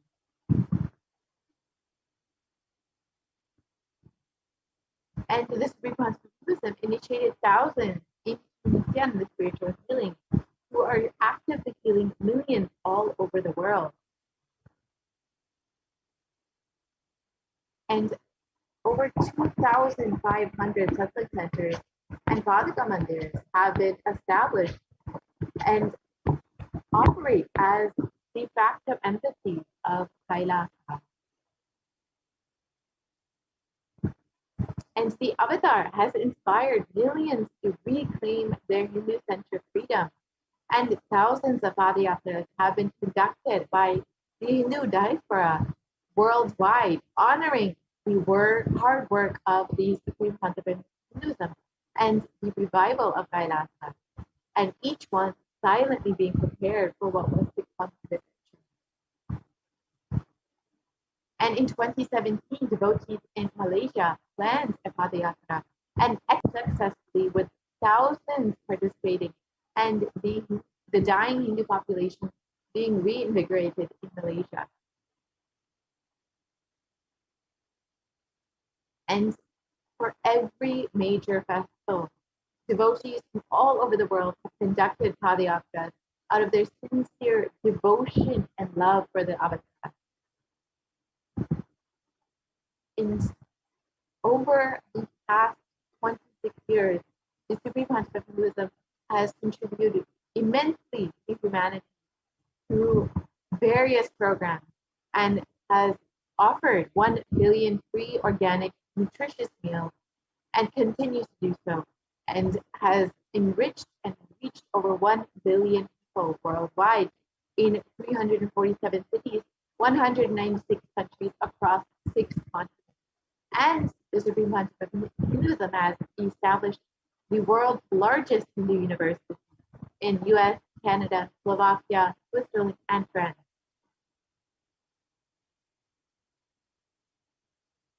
And the Kailasa is the world's largest and greatest digital Hindu nation with over 1 billion views. You can connect with us on our various platforms on social media, including Twitter, Instagram, Facebook, YouTube, WhatsApp, and many more. And you can visit kailasa.org, nithyananda.org, nithyanandahinduuniversity.org, Kailasa TV, and Kailasa Nithyananda TV to learn more about the various offerings that you can receive through becoming an e-citizen of Kailasa. And you can, of course, also connect with us on your phone through the Enlightenment app, where you can literally have enlightenment on your phone, have Swamiji continuously with you. So if you would like to sign up for any of these and connect with us through any of these, you are more than welcome to do so. And you can connect to become an e-citizen of Kailasa by visiting kailasa.org. And all of these offerings from the Supreme Pontiff of Hinduism are to enrich humanity, to guide them through this pralaya, and to bring the super conscious breakthrough for humanity. So if you would like, you can sign up today and avail all of the benefits of becoming an e-citizen of Kailasa. So with this, we will conclude this segment of the program and move into the next segment of the program, which is the offering segment, where you can learn some of the various offerings that you can make to Devi Parashakti. Devi has been continuously blessing us, continuously guiding us, literally holding our hand as our mother through this pandemic, through this pralaya, to ensure that we are protected. And if you are just overflowing with gratitude and love for your cosmic mother, you are welcome to stay tuned to the next segment and see how you can offer your love to Devi through the various offerings. So we will be right back after a very quick break and enter into the offering.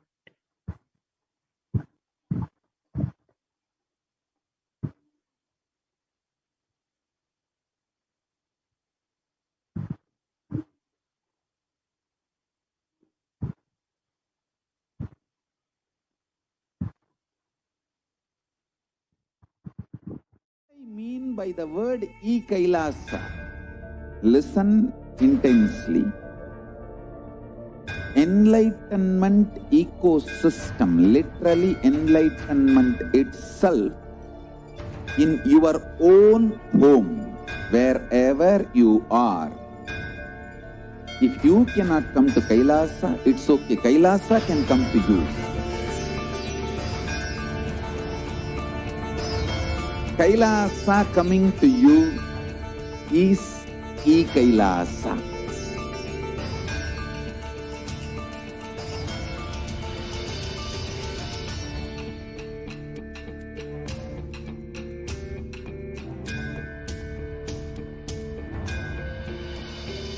I will revive Hinduism.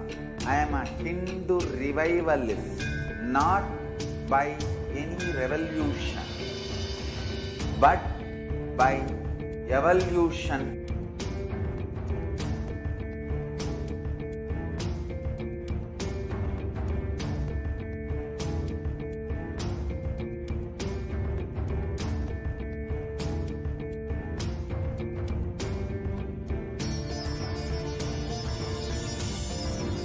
And setting model communities.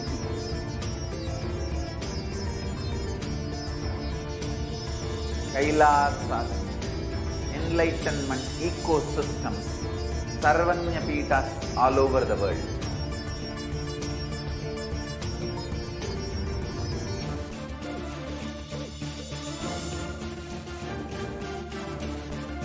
All powerful cognition, knowledge.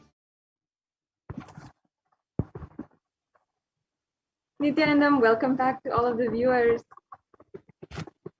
If you have been with us from the very beginning of the program, thank you so much for staying tuned, and I hope that you've been enjoying this program where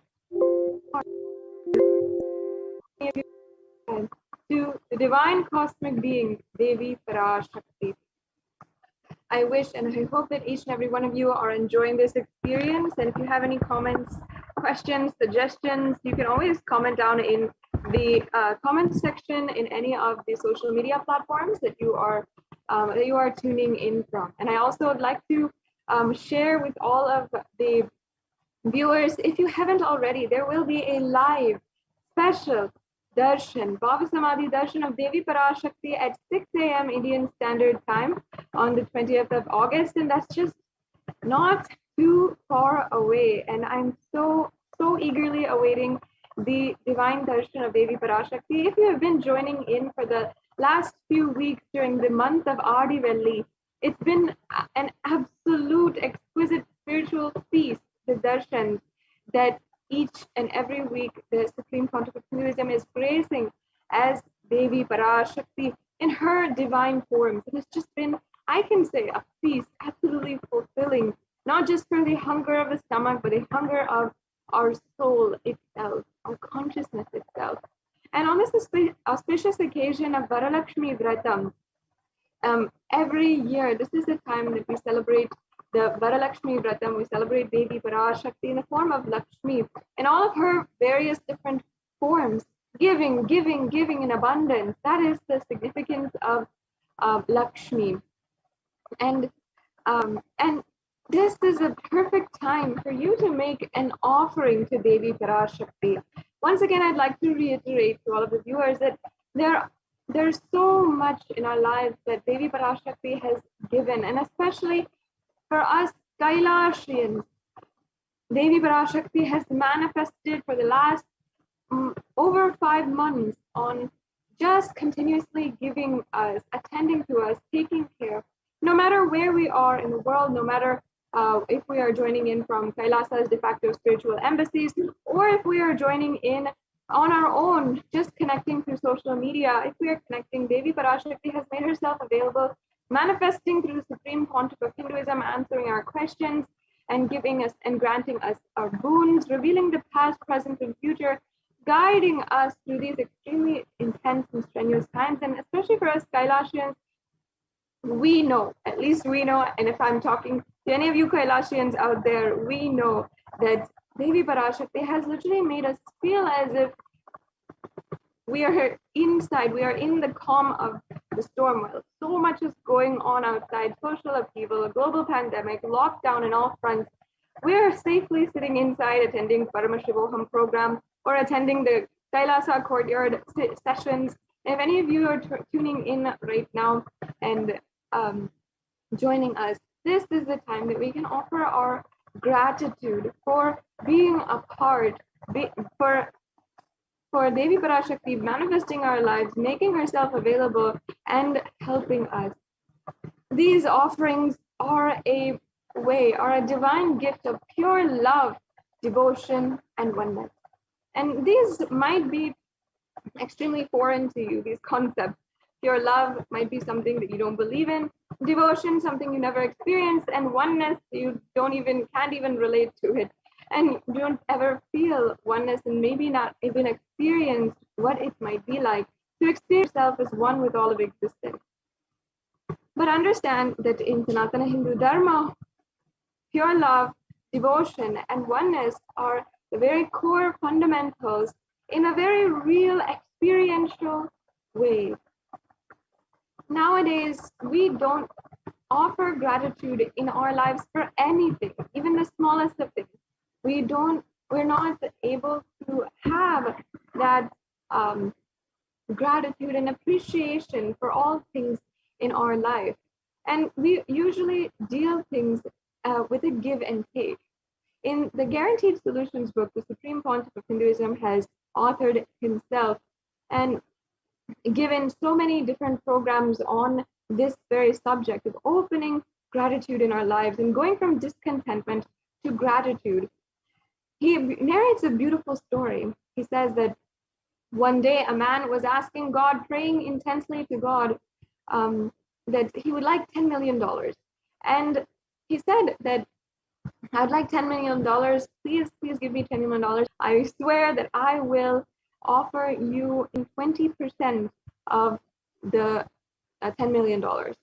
And then he said, if you don't believe me, you can take $2 million and I will keep and you can give me the $8 million that's remaining. Understand that our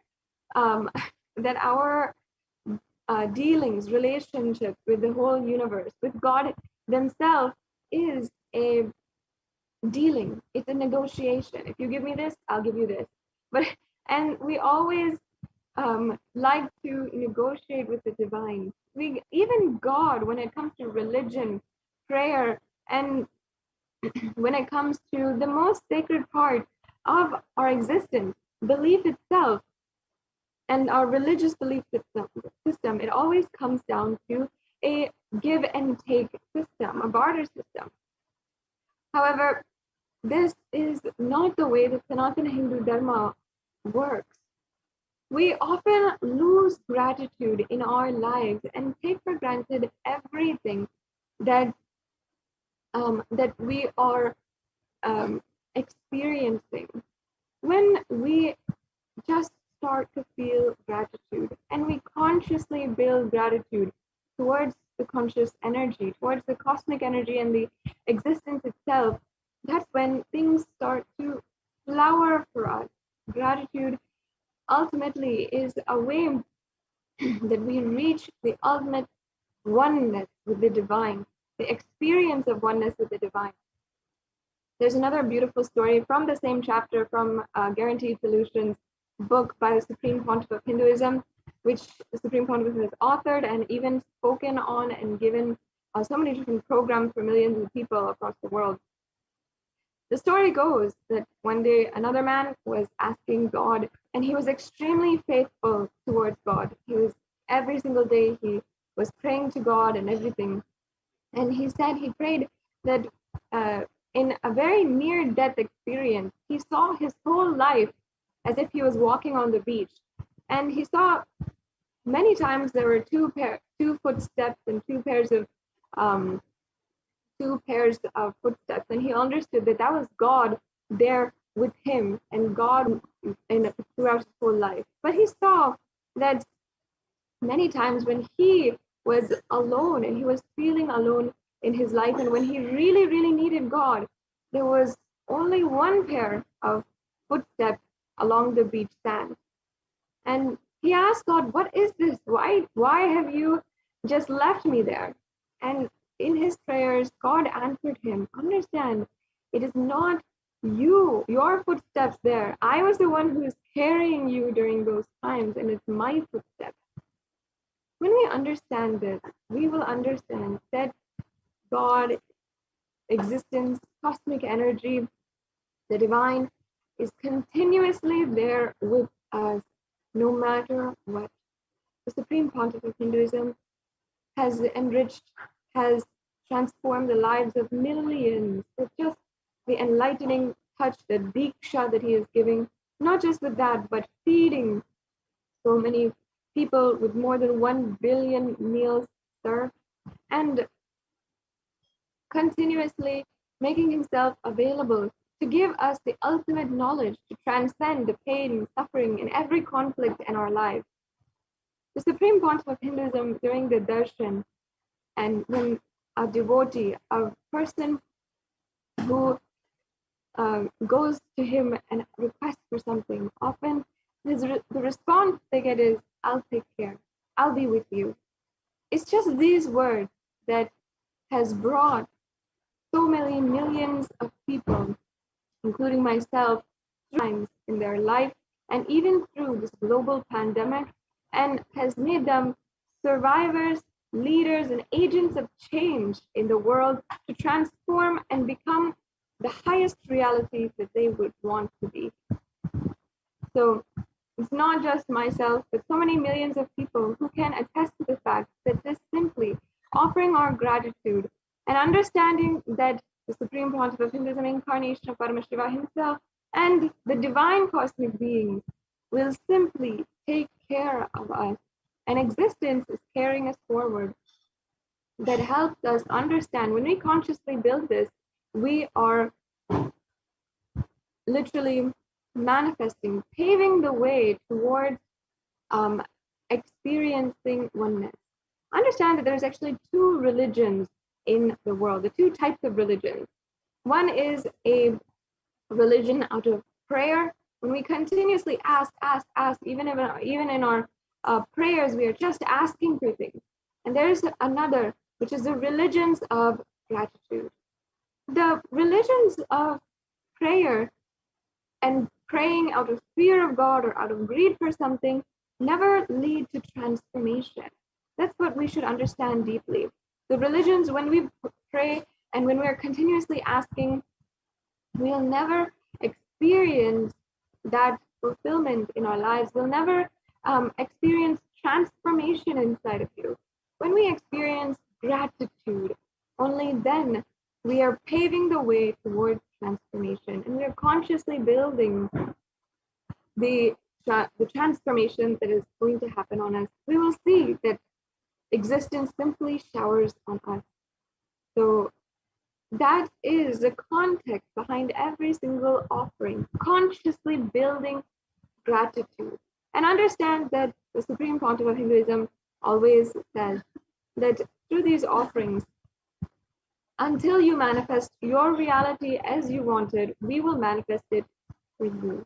So even whatever you want in your life, don't worry, we will take care. And through these offerings, as we have seen so many times, we'll be able to simply see your manifest your reality as you want it. So we'll be going through and literally peeling layer by layer, understanding the various offerings that we have, how we can consciously build our gratitude in our lives to Devi Parashakti and to the Supreme Pontiff of Hinduism, incarnation of Paramashiva. And before I enter into this segment, I would like to first offer my Shakti through this Dhyana Shloka. And the Dhyana Shloka is nothing but the beautiful remembrance of Devi Parashakti, remembering her beauty, her radiance, her resilience, and her power, and admiring that for myself, cherishing that within my inner space. And now let me chant the Dhyana Shloka, and let us all be in that space as we are entering into this segment. Indunivabedakaravahinayanam syat pankajabharabhaya japakshasarayuktam angahimabhushana vichitravasanam syat tunga mukkattojvala manonmani swarupam.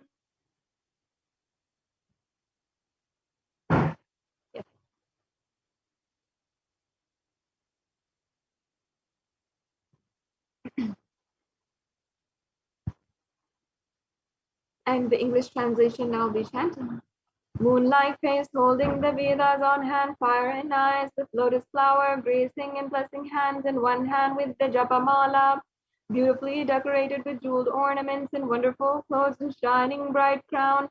Her name is Manonmani.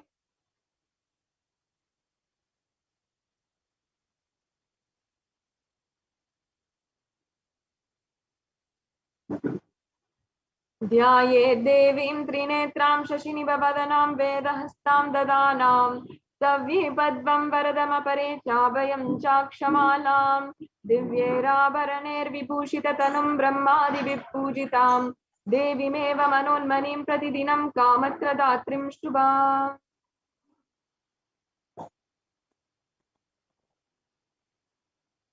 And the English translation once again. I meditate on Devi with 3 eyes glowing like the moon and holding the Vedas, lotus and gracing with blessing and gracing hands. She is wearing beautiful ornaments and she is worshipped by Brahma and other many gods and showers auspicious boons for all actions every day.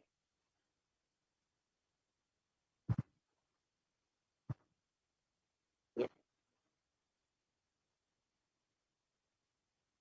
So having invoked and invited, cherished, offered our love to the presence of Devi Parashakti herself. Now let us peel layer by layer and understand the context behind the various different offerings that we have today. Understand, as I have said and shared with each and every one of you the context beforehand, these offerings are consciously building our gratitude. And Sanatana Hindu Dharma is a religion of gratitude, not of fear. And when we only consciously build our gratitude, do we have that as a jumping board into the experience of oneness with the entire existence. So now, here we have the significance of the divine element gold. Gold has a lot of economic and social value nowadays. And of course, not nowadays, but of course, since time immemorial, since we itself know for all human civilization, gold is a very valuable item. And it's an element not just of economic and social value, but sacred value. A sacred scent has so much of sacred properties behind as well. It's not just something that is a lot of money, or it's not just something that can place value in your relationships when you give it as a gift, but it has sacred value. Understand that gold is a divine element. It purifies anything that it touches, and it's an element of spiritual significance and great spiritual power. It infuses sattva energy inside of anyone who touches it, even anyone who wears it, or anyone who sees it, or anyone who operates in its vicinity. And that is why gold is present in all the scriptures, the Agamas, the Vedas, the Shrutis, Smritis, Itihasas. It's a very, very fine alchemy product, which can be literally implemented as a superconductor for super consciousness. In Hindu scriptures, the gold is offered in the rituals. It has so much of significance. And in the Hindu civilization, everything was built in gold and exchanged in gold. When one was to be saved from life-threatening diseases, gold was offered as a ritual fee. And kingdoms were built with huge doors of gold. The streets would have huge columns of gold. Imagine the city of gold that we have always, from the very young age, dreamt about is actually sourced from the Vedic scriptures and from Vedic civilization itself. In fact, we know for a fact that even all of the conquests upon in India, colonial times, and even in the times when there was no flight, no cars, and people were going about exploring the world on ships, India and the Hindu civilization was known for its riches and its just a city of gold.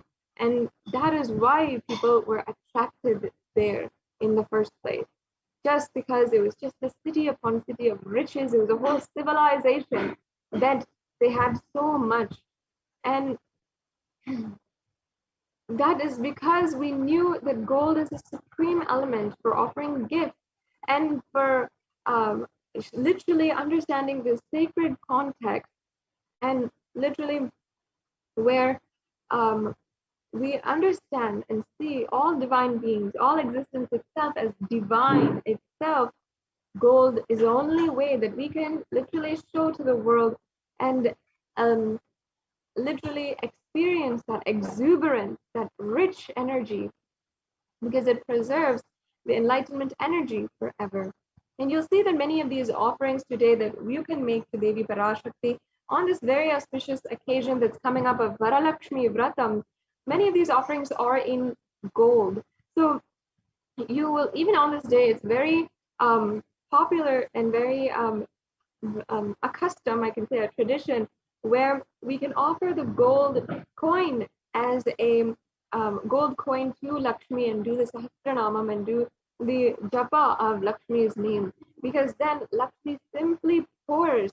When we offer that out of our gratitude with whatever we have, and we offer, literally Lakshmi simply pours and helps us manifest that ultimate abundance in our life. It's a very special occasion for you to be offering, not just today night, but also tomorrow morning during the Bhava Samadhi darshan of Devi Parashakti. And until today, understand, even until today, the Meenakshi Amman temple in Madurai, the oldest temple that exists, there is the very jewels that Devi Meenakshi, when she was living, the sovereign queen ruler that ruled more than 800 to 1000 years back, when she was ruling, she had literally worn these jewels, and those are still offered in the worship and alankaram to the deity of Meenakshi today.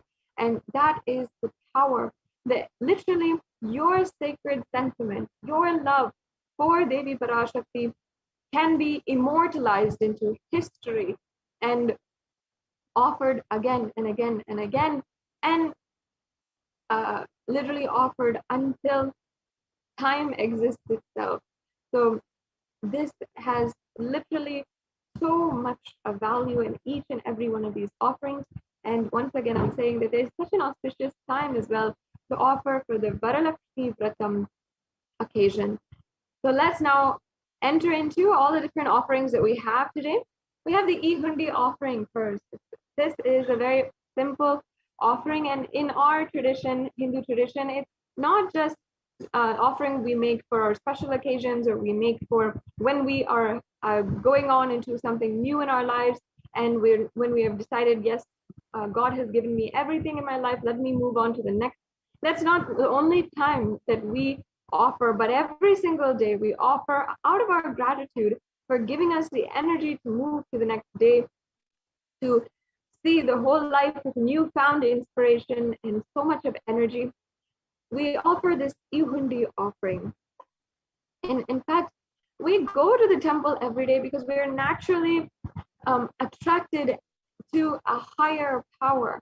In fact, even if in your life you feel that you might not have the belief for God as it says, but you are naturally attracted to higher power, why then can you say that you might be so infatuated with things that demonstrate highest power in your life, whether it be in the field of business and relationships, or even in the animal field, even when we are going in, even in the animal kingdom, even when we go to the zoo? Why do we have so much of infatuation with the tigers and lions? Because they demonstrate power. And somehow we are reassured inside of us when we see the higher power in our life.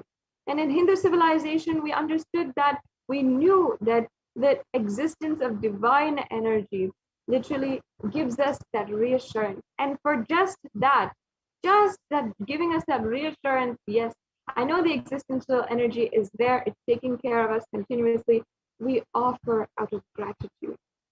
That is the significance of the Kundi offering. And every day, even I remember every day when going to the temple, even if my whole family of the temple and we were so involved in the temple, simply we will offer a few coins, $1, how much ever we want into the hundi. My mother would give me a few coins and I will simply just offer, put it in the hundi. And it was not out of a prayer or anything like that, but just simply because we'd like to offer, and Devi Parashakti has made herself available for each and every one of us.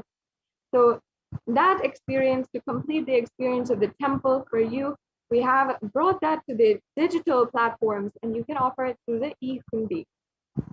So this is once again a general donation that you can make.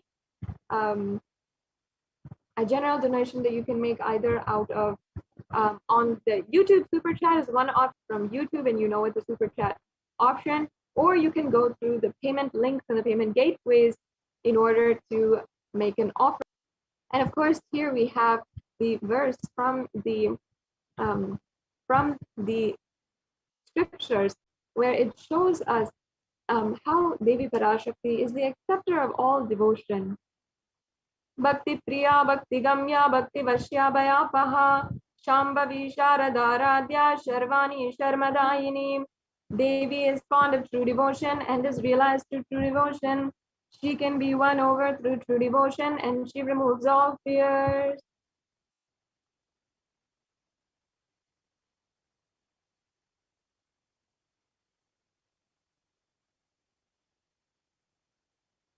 Yes. The next offering we have is the Sankalpa chanting.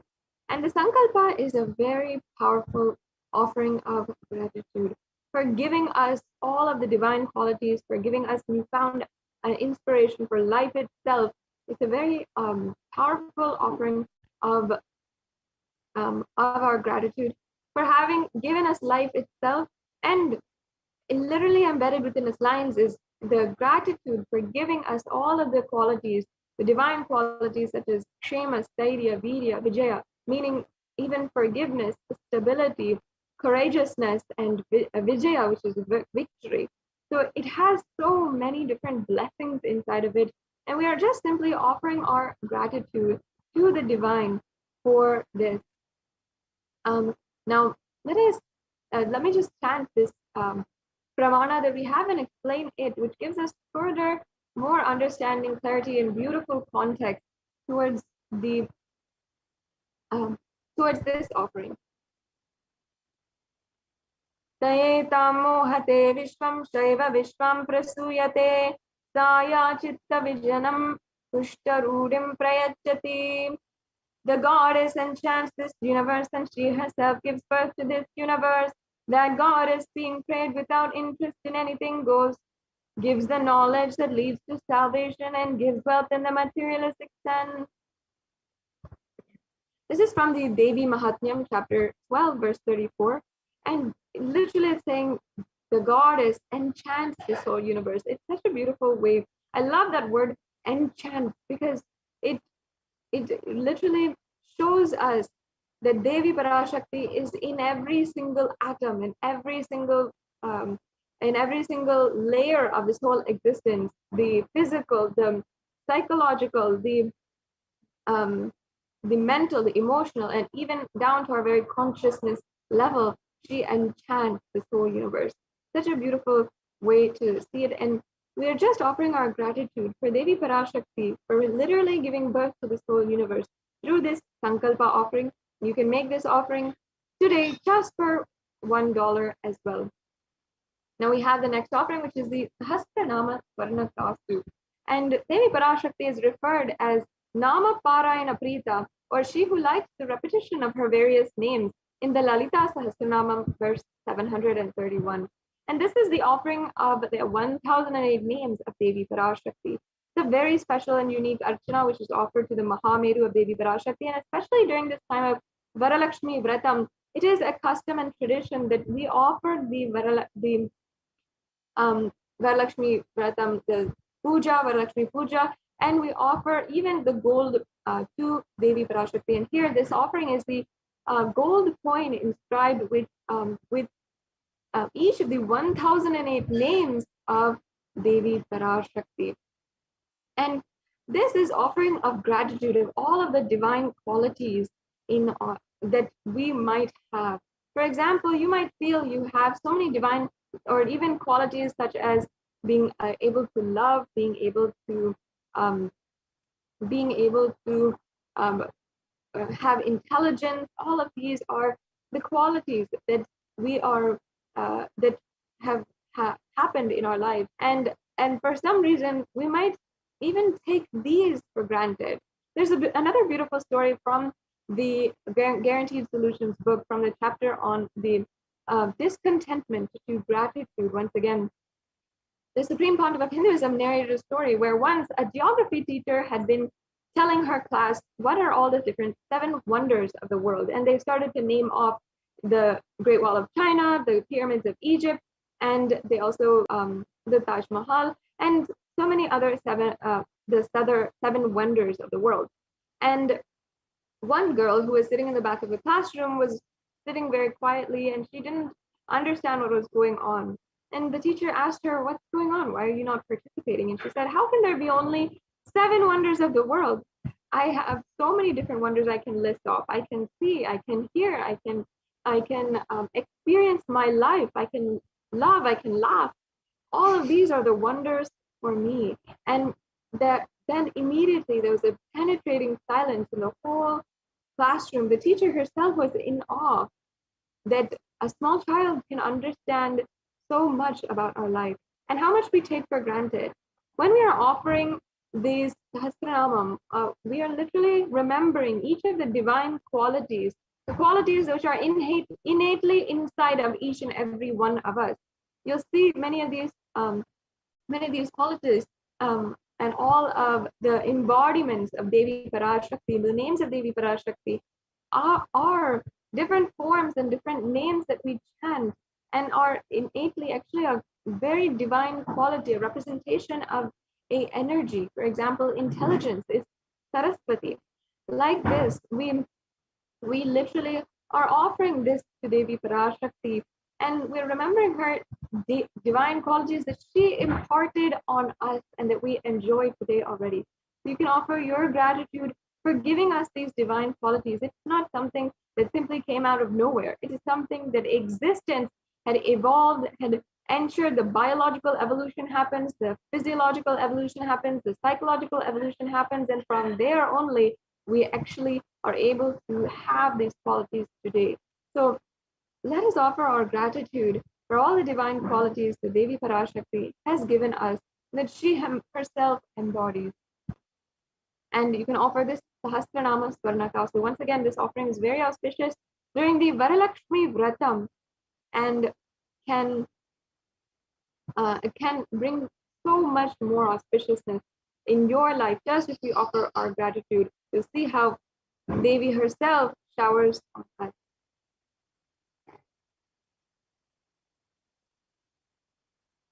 We have next the Mukta Anguti, and here we have the verse from the Meenakshi Pancharatnam, which I'll now chant. Muktaharanala Kiritaruchiram Purnendu Vaktra Prabham Chinjannu Puri Kinkini Manidaram Padma Prabhavasuram Sarvabhita Palapradam Girisutam Vani Rama Sevitam Meenakshim Pranatosmi Santatamaham Karunyavaram Nidim. And the English translation says, I bow down to the goddess Meenakshi, whose crown has garlands of pearls and face shining like the full moon. She wears anklets that are studded with gemstones and has small bells. She is shining like the splendor of a lotus, who grants all wishes, the daughter of the cosmos, and who is worshipped by goddess Vani and Rama. I remain ever bowing to the goddess Meenakshi, the ocean of compassion. Yes. Devi Meenakshi is the embodiment of compassion. Always just to remember Devi Meenakshi, that brings so much of joy. And Devi Meenakshi actually is the embodiment of compassion. In human history, we have even human history that is anthropologically and archaeologically recognized today. We have even when humans started first living and started first even being in the hunter and gatherer mode. They lived in separate tribes all over the world. And even there's evidence of these tribes and these small civilizations going to war with each other. And this is archaeologically proven. It's at that time, thousands of years back, when Devi Meenakshi is the incarnation of Parashakti who came down in that time in human history to unite all of the tribes and the various different nations that had formed across the world, the civilizations that had formed across the world.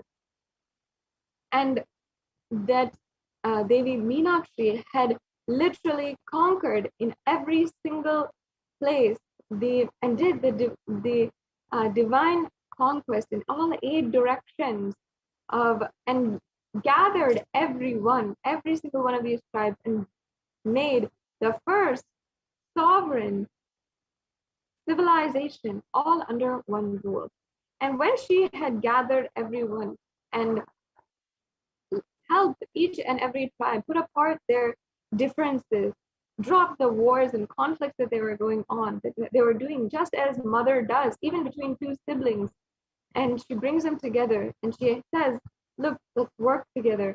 She literally brought down Kailasa on planet Earth, helped the whole civilization advance to the next level. And this was the earliest civilization on planet Earth. And there is actually archaeological proof of this. Devi Meenakshi was real, and she's not just a figment of our imagination in Sanatana Hindu Dharma. She is real. And she was the sovereign queen ruler who literally happened on planet Earth to unite each and every one of us. And it was out of her compassion that she had literally come down to planet Earth and united all the civilization and advanced the whole civilization. So we can offer this Mukta Anguti in order to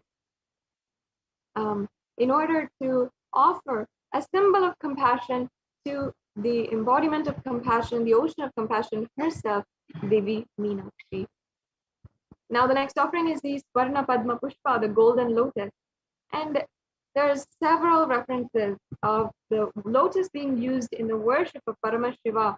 And it says here, one of the verses from the Kamika Agama, it says, all the kalashas should be wound around with suitable thread and covered with a new cloth, and they should be adorned with a lotus flower made of gold.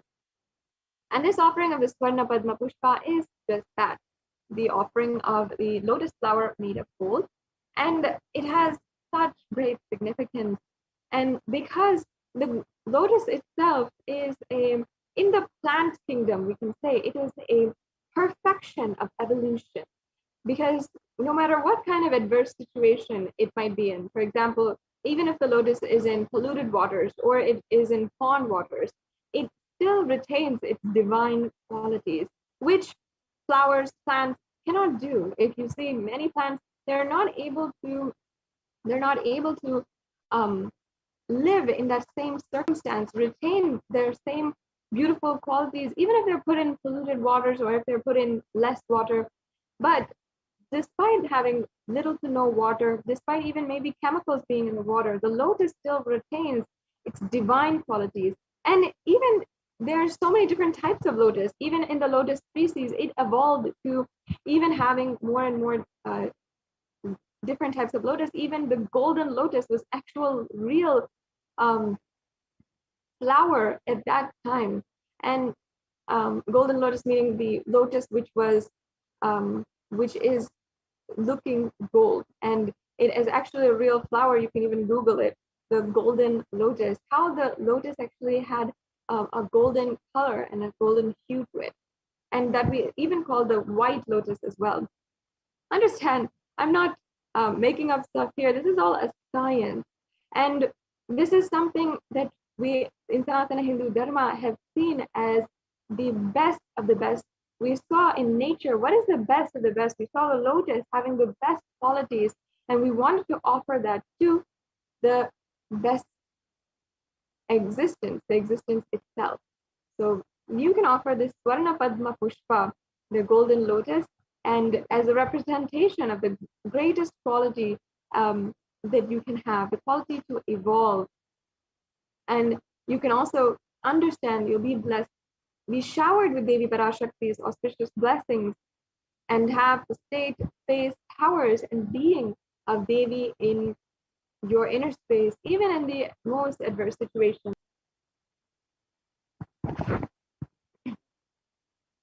The next offering is the Swarnameti, the golden toe ring. And here we have a golden jewelry which you can offer to Devi Parashakti. And as I said, these offerings of golden jewelry, the offering of gold has so much of significance, and it's literally immortalizing your love to Devi Parashakti for thousands and thousands of years. And there's a beautiful verse from the Saundarya Lahari composed by Adi Shankaracharya, where he literally sings the glory and the greatness of Devi Parashakti and Devi Parashakti herself. And he comes down to say, yes, her smile is so beautiful. Her hand, the Abhaya Mudra that she gives is so compassionate. And he describes Devi Parashakti. Even he says that her very toenails, leave aside everything else in the Devi Parashakti, the greatness of Devi Parashakti. But even her very toenails, the last inch of her body, is so beautiful, and it has the power to literally remove the darkness, remove ignorance from your life, and to remove from the minds of devotees the ignorance and the pain and the suffering. Understand that this reflects the concept, the cognition that we have of all of existence itself. Even the last inch, the last beings that you think about, the stones, the rocks, even that we worship, we invoke, we see as God itself. So understand the greatness here, the greatest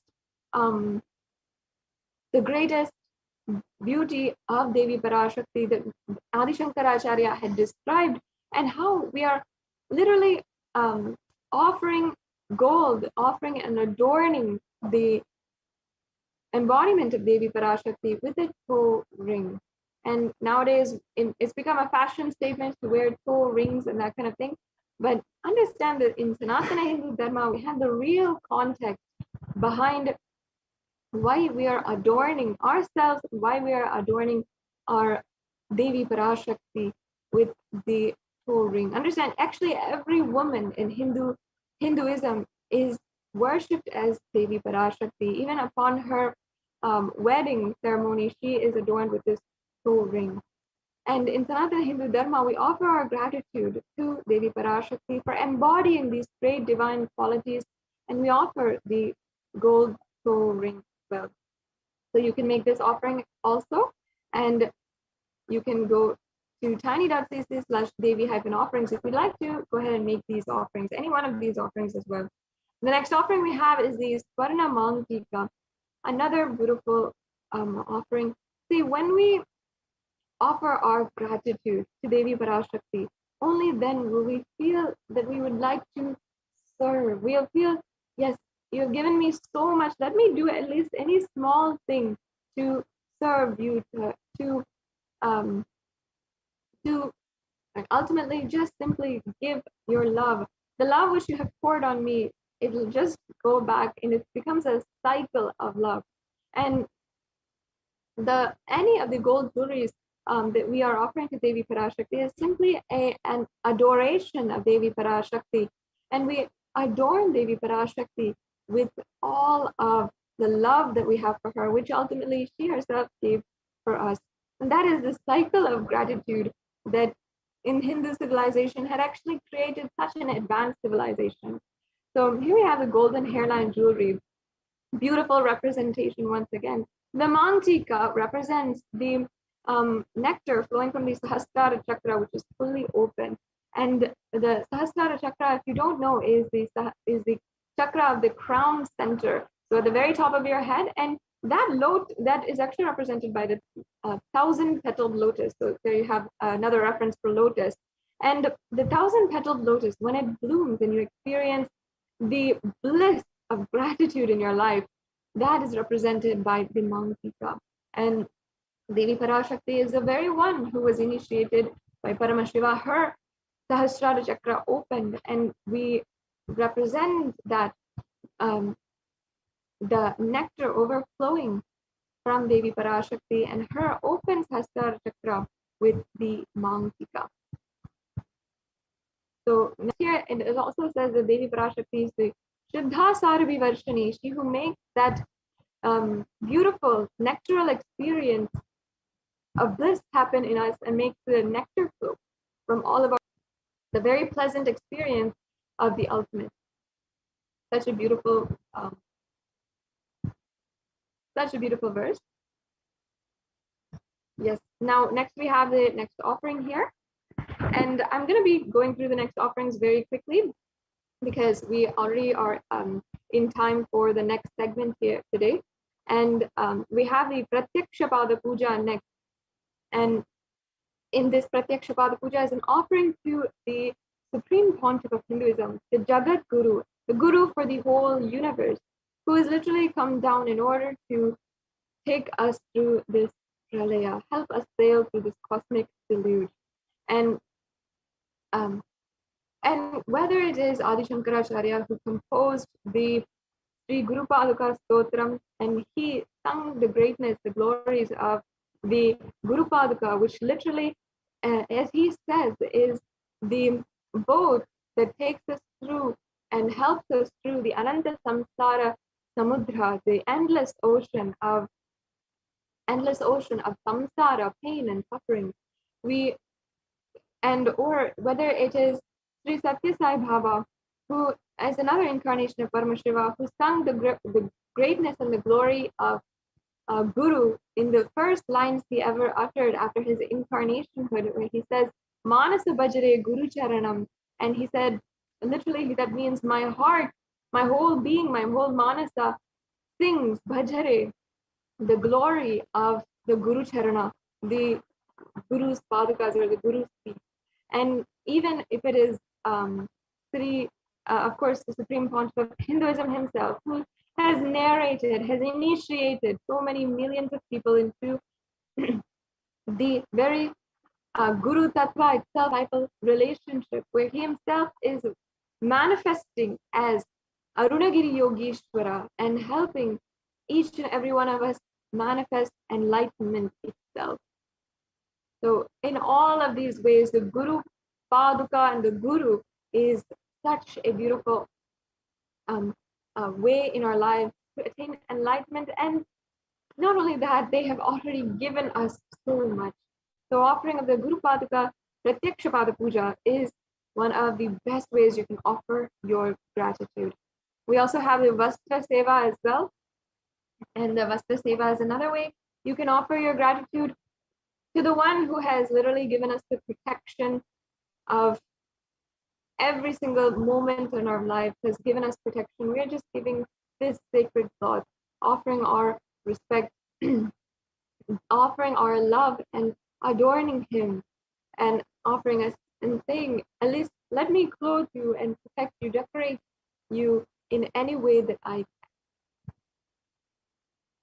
can. Yes. So this brings us to the conclusion of all the different offerings. I hope that some of these offerings have ignited your yearning to experience the ultimate oneness in your life. And you will be able to see there are several different offerings that you can do today.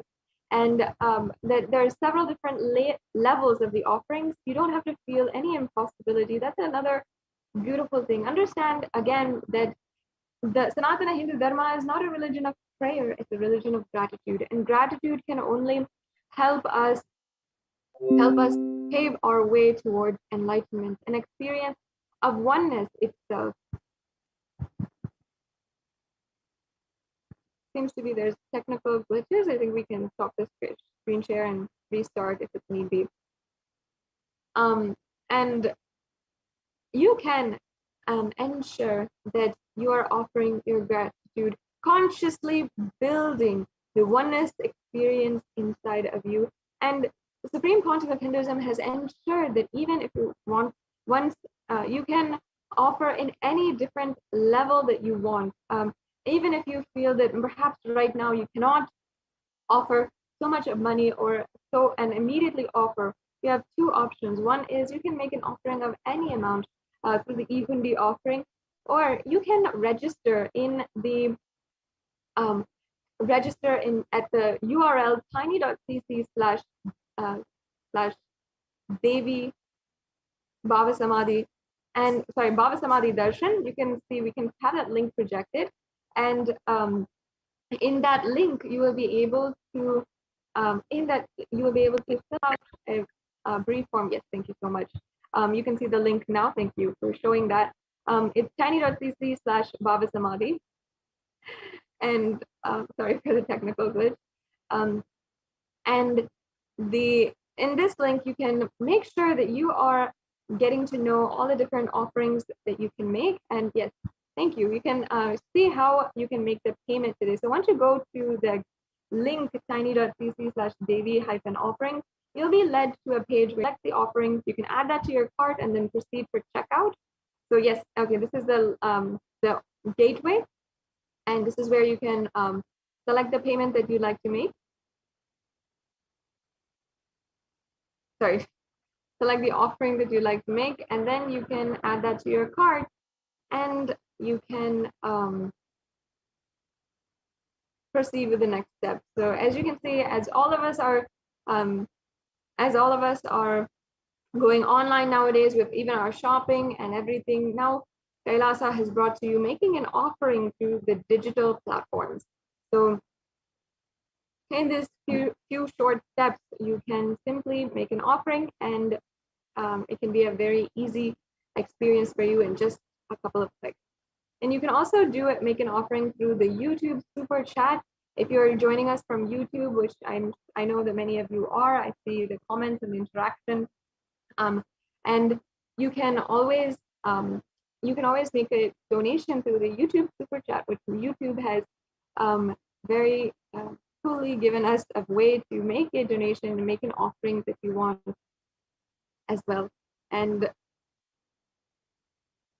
as well, if you want to know of the future offerings, I invite you once again to go to the link. Oh, here we have the YouTube super chat.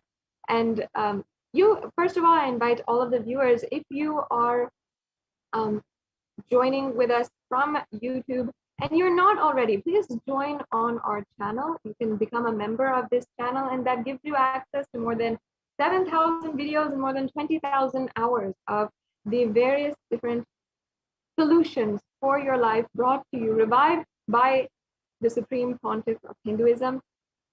And you can also use this platform in order to make a donation if you want to, and in order to make an offering. So you can go to the YouTube super chat. You can see the $sign in the right-hand side corner of the chat, and then you can make a donation. You can make a donation through the credit card, through debit card, or through PayPal today.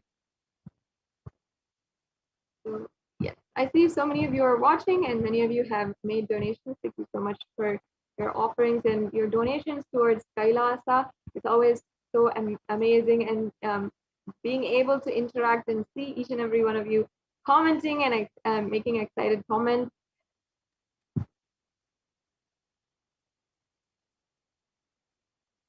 Yes, and once again, I'm very, very excited to announce to each and every one of you that we will be having the grace and blessing of the live Devi Bhava Samadhi Darshan on the occasion of Varalakshmi Vratam. So in a few hours, we're entering into that auspicious time, and I can feel it literally in my whole being, the auspicious time that is fastly approaching us. And you can ensure that right now is the time that you are getting prepared. You are to the programs. Make sure that you are liking and connecting with each and every one of us, every one of the social media platforms where Supreme Pontiff of Hinduism has made himself available, so that you can get connected to all of the different notifications and make sure you don't miss out on any of the announcements that are coming forward. So now we will be moving on to the next segment of today's program, where Devi Parashakti has literally manifested in so many different ways, has guided each and every one of us in every single step possible, and even through the form of the Supreme Pontiff of Hinduism, taking care and ensuring that even during the pandemic, the ongoing pandemic that is going on, that each and every Kailasa that Supreme Pontiff of Hinduism has established is opened up as a multi-quarantine center. And we have joining with us a representative from the Adi Kailasa Sarvagnya Peetham, one of our most senior sannyasis, who has literally been hard and been contributing and been in the very ground level, working continuously in order to bring and open up this very beautiful opportunity and saving the lives of millions of people that the Supreme Pontiff of Hinduism has literally made available and has been on the ground and ensuring that is happening and being executed and protecting, saving the lives of millions of people. So we'll now be entering into the next segment of today's program by Ma Dayami Swami. It's always so nice and so amazing to me, at least, to be able to introduce Ma Dayami Swami to all the viewers and share the next segment in today's program. So we'll now be entering into this next segment, and we will understand how the Parashakti has manifested and has literally been taking care of millions of people through the hard work of the Kailasa quarantine centers and Kailasa COVID care centers that the Supreme Pontiff has opened up. Thank you, Ma Sadashivapriya. Nithyanandam, everyone. Welcome back to this segment of this revival. In this segment, we are going to see the revival of the temple sciences and ecosystem by the Supreme Pontiff of Hinduism. With the blessings of the Supreme Pontiff of Hinduism, Jagat Guru Mahasannidhanam, His Divine Holiness Bhagwan Nithyananda Paramashivam's blessings, let's start with the Sadguru Vandanam. Nithyanandam Paramasugadam Kevalam Jnanamurtim Dvandvatitam Gagana Sadrusham Tattvamasya Dilaksham Ekam Nityam Vimalamachalam Sarvadi Sakshi Bhutam Bhavatitam Triguna Rahitam Sadgurum Tam Namami.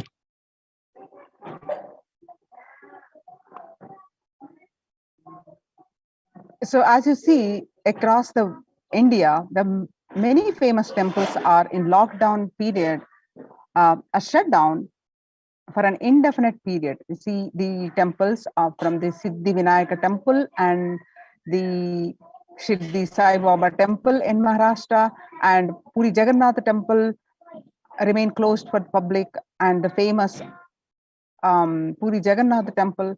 And not only that, all religious places like temples, mosques, gurudwaras, churches, they're all shut down for devotees till further orders. And not only that, in Uttar Pradesh, major Mathura temples ban the entry of the devotees. And the famous Gujarat Somanath temple is also shut down amidst the COVID-19 race. We have just seen the few examples of these temples shut down, and during this time when the COVID-19 is rampant and the ancient temples are in a lockdown because of the risk of the widespread corona disease, the devotees of these temples were visiting and having darshan of their gods and goddesses for thousands of years. Yet all these ancient sacred sentiments have come to a harming halt after the lockdowns have taken place. The religious fervor of the devotees is being lost due to the pandemic. Pontiff of Hinduism is reviving the e-Kailasa ecosystem. All the ancient traditions are on Kailasa TV, YouTube, and Facebook. So we will understand more about and why deity worship, and what is the temple structure, and how the temples radiate the energy, and how it is relevant, very important aspect of our life to have these temple-based ecosystems.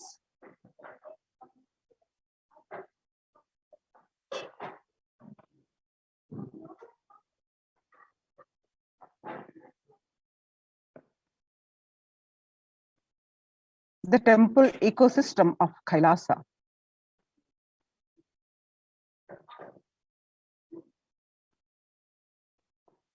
The Supreme Pontiff of Hinduism says, reviving the enlightened civilization is the vision of Kailasa, the purpose of my advent. Paramashiva assuming this body and manifesting. Kailasa is basically an enlightened civilization where everything happens based on the ultimate cosmic principle and ultimate possibilities and powerfulness. You want to know about the universe? They will show you the universe and teach you. And you want to know about the cosmos? They will just show you the cosmos and simple and straightforward way. In Sanatana Hindu Dharma, we had at least 10,000 sampradayas, religious, spiritual traditions, keeping this enlightenment science alive. Each Hindu sampradaya is a spiritual ecosystem created for keeping the enlightenment science alive. Every monastery, every adhinam, every mutt, every temple, every Veda Patashala, every Sarvajna Pita is a lineage or the sampradaya created to keep the ecosystem of spiritual enlightenment alive. Some may be Shakta. These are the various traditions. Some may be Shakta, some may be Yoga, some may be Vedanta, some may be Yoga, some may be Tantra, some may be Yoga Vedanta, or some may be Yoga Shaiva, some may be Vaidika Shaiva. All kinds of permutation and combination. Each temple, each mutt, each monastery, each adhinam, each Veda Patashala, each Sannyasa Sampradaya is a spiritual ecosystem created to keep the enlightenment science alive of that Sampradaya. So, Hindu temples are not just worship altars or religious congregation place or just memorial for certain legendary person or incident. Hindu temples are residence of God. That is why in Chidambaram, Nataraja is one of the Dikshitar. And in Srirangam, Ranganatha is one of the Bhaktar and who is doing the puja himself. Understand? The temples are a residence of God in any traditions of across the world. There was a time in Hinduism, we had 56 nations, independent nations, 200 states, 1,700 provinces, and 10,000 sampradayas. Almost 95% of them, population of those days was Hindus. Slowly, the brutal terrorists invading life negative gangs enter, destroy the spiritual ecosystems, the enlightened ecosystems. In last 1,000 years, we did not have a single nation, we did not have a single state, we did not have a single province practicing Hinduism as a state religion legitimately. And in 10,000 sampradayas, without any doubt, I will say only 200 are left alive, struggling to be alive. And there are three unique things of Hinduism: ability to make the divine land and get rooted in the deity, that is called Prana Pratishta. Second, the incarnations landing, the ecosystem where the incarnations land, the enlightenment spiritual ecosystem where the incarnations happen. Third, the devotion to the feminine consciousness, that is the Devi worship. These are the unique to Hindu tradition. So Kailasa is a place where everything related to super consciousness is revived. All the sampradayas, all the spiritual ecosystems created for enlightenment will be revived and established in such a way it never gets lost again. They are there forever, serving the humanity. The enlightenment ecosystem, Adi Kailas. Like Adi Kailas, every monastery, temple is an ecosystem for keeping the enlightenment science alive and flourish, which can automatically make people enlightened. It is like an enlightenment, automatic machinery. Anybody comes in, they just introduced, inspired, excited, energized, and make the power manifestator enlightened and start radiating, and they start speaking, spreading. Enlightenment becomes this source for energy and excitement. A person who can make the enlightenment as a source for energy and excitement for anyone is an incarnation.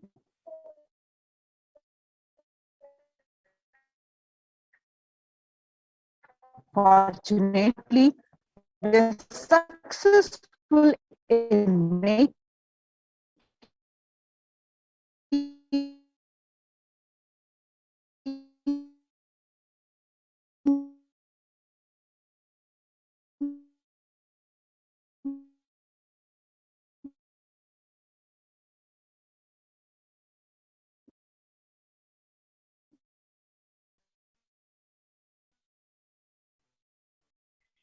enlightenment as the source for energy and excitement to millions of people all over the world. Cosmic energy is available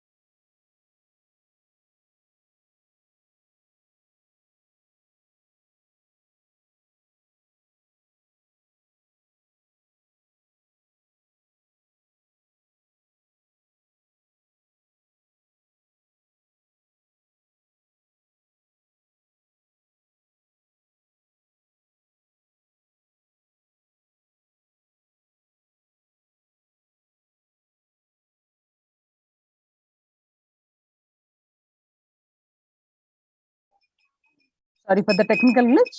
Apologize for the technical glitch. Yes. So just as a rich man leaves behind his wealth for the next generation, after he leaves the body, enlightened masters leave behind the huge energy that they bring with them in the form of temples.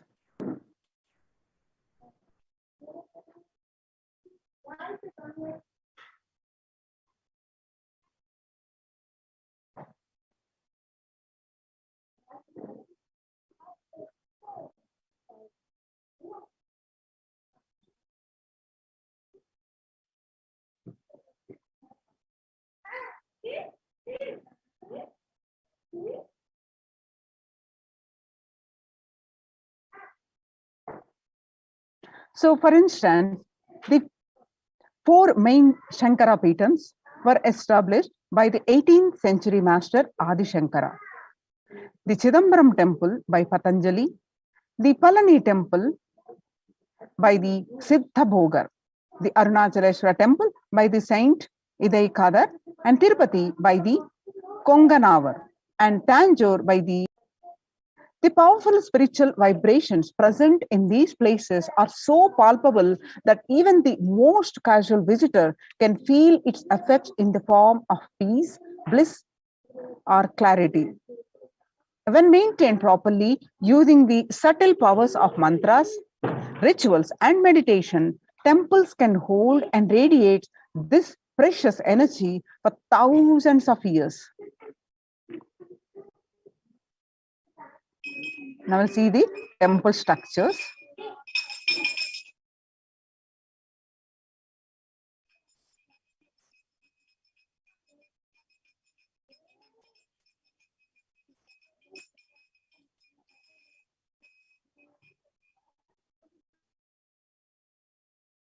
In Hinduism, temples are designed as energy centers, energized by the great enlightened masters to radiate the enlightened master's presence even when they leave their body. Temples are found deliberately at a place where the positive energy is available abundantly from the magnetic and electric wave conveyances of north and south poles push. The idol of God is set in the core center of the temple, known as Garbhagruha or Sanctum Sanctorium. This is the area where the Earth's magnetic field is discovered to be the most extreme. Therefore, it is the energy source. The Dvajastambha, the flagpole, behaves as a transformer. The huge domes are for amplifying the energy. The temples were systematically built for the transmission of energy on a large scale. Temples and the enlightened masters.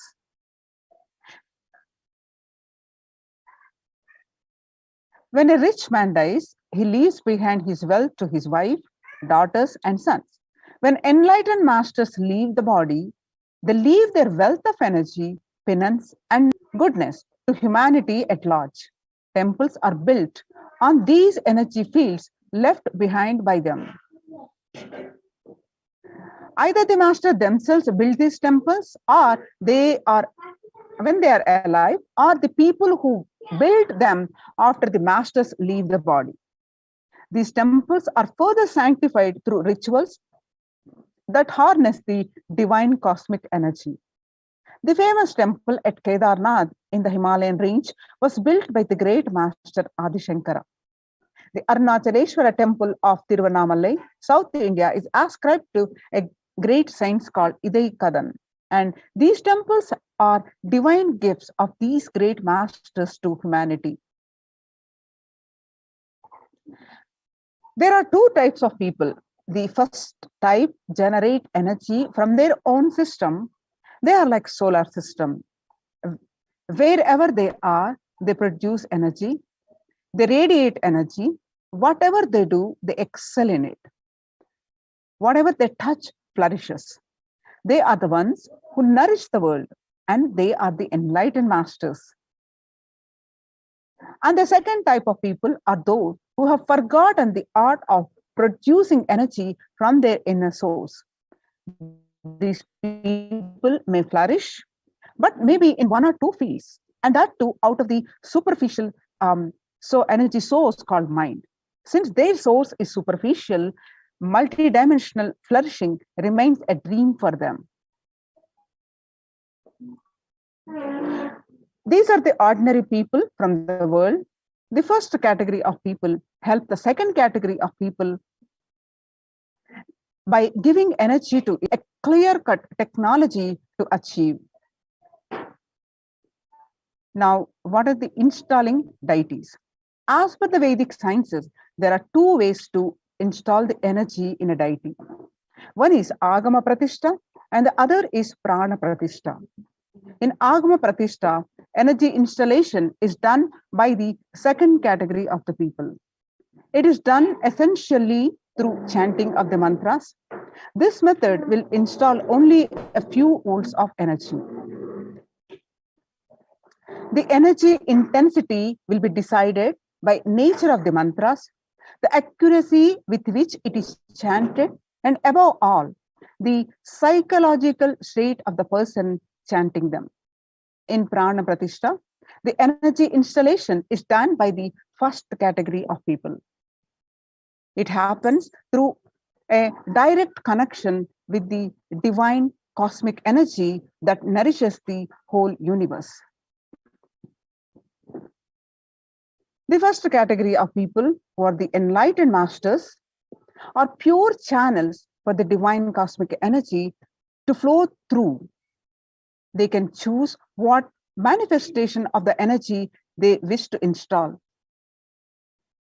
For the goodwill of society, these masters have worked on the science of the inner world and have installed various aspects of the divine energy in these devices, in these deities. Every historic temple has its own significance. Each deity has its own boon to offer depending on the type of energy installed in it. That is why, in order to conceive children, you go to a particular temple. In order to wed a suitable spouse, you go to a different temple. To defy planetary influences, you go to a different temple. For financial problems, you go to a different temple. So these benefits are nothing but the special energy packs. Temples are structures that replace an enlightened master's presence. Enlightened masters, by the sheer presence, heal people. They heal not just the physical level, but the being level. They keep the inspiration for spirituality alive. Their presence offers an ambience of sacredness. Temples are spaces created by masters to offer these same things that they offer. While consecrating the Nithyanandeshwara Paramashiva temple sanctum at the Bangalore Adinam, the Supreme Pontiff of Hinduism, Nithyananda Paramashivam, said, "An enlightened master is the cosmos in human form. The ultimate human form fit to perform a sanctum consecration." For an enlightened master, the energies of expression through any means never gets exhausted. For example, for an ordinary human being, the grief emotion or the joy emotion exhausts when expressed through tears. The pitta, the fire element of the body, exhausts through anger. The lust energy exhausts through a sexual act. The power of speech exhausts in his very saliva the moment it is uttered. All these energies of expression become exhausted as he uses them. An enlightened master's energy of expression cannot be exhausted through any of these means, because he is existence, the inexhaustible source of energy in human form. Because masters do not need a body to execute their work, they can continue to do these things they do even after they have left their physical body. The sanctum created and energized by them will radiate the inexhaustible energy and nurture energy being that seeks it. Only a master who can function without the help of his body is capable of creating a true sanctum, one that will materialize things exactly the way he does it. So many of us wondering, if God is everywhere, why go to a temple? If you are wondering this kind of question, Ramakrishna Paramahamsa has a beautiful answer. Sri Ramakrishna is a great enlightened master of the 20th century, gave a beautiful answer. There is a milk all over the cow's body, but we cannot get it just by piercing it anywhere. Through the cosmic, and though the cosmic energy is available everywhere, we are not able to perceive it because it is extremely subtle. Cosmic energies are most subtle form.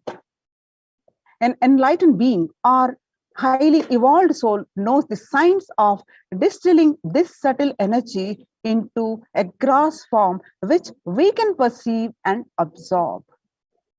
Temples are engineered by the great rishis in such a way that cosmic energy becomes available to all as a source of healing and spiritual transformation. Then, if you're one of those who are wondering why so many temples in Hinduism, in India, about 90% of all tourist attractions are temples. There are lakhs of temples across length and breadth of India. And in places like Varanasi, for every person living there, there is a temple. But why so many temples? Whatever a civilization thinks as the highest experience, it builds structures related to that. If people in a country think football is the greatest experience, they build magnificent football stadiums all over. If people think education is the greatest experience, they build schools and colleges.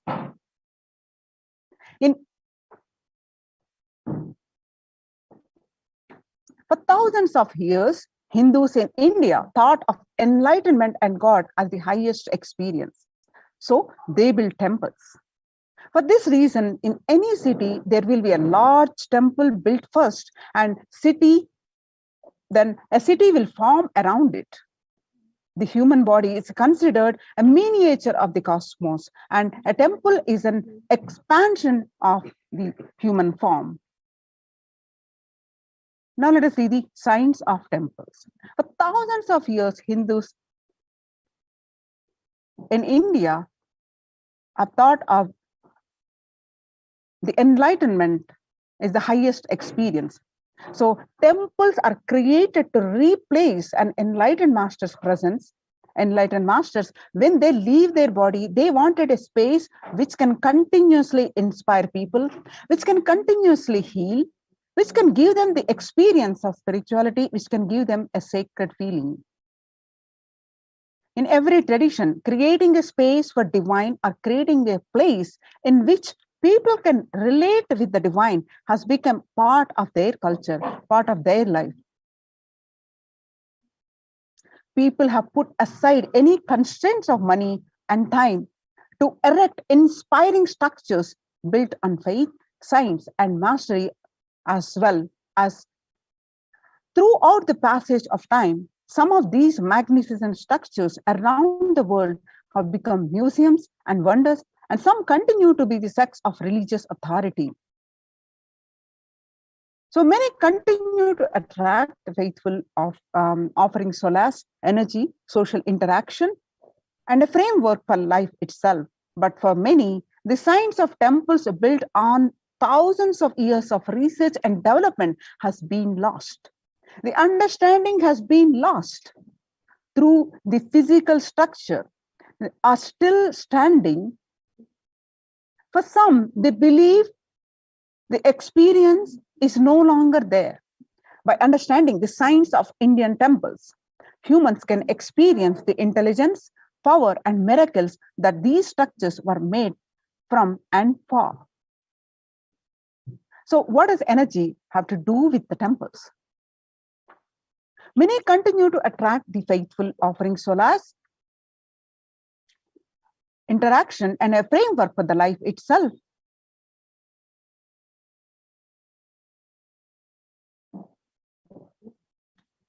When an enlightened insight into the play of matter and energy that makes up the universe, the Vedic seers had declared more than 10,000 years ago that whatever exists is nothing but energy. Ishavashyam idam sarvam. From the Ishavasya Upanishad, first statement.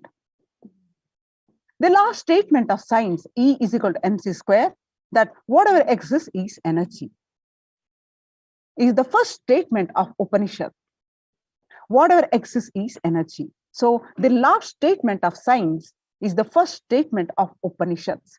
Whatever exists is energy. In modern times, temples are truly the oxygen bars for the soul.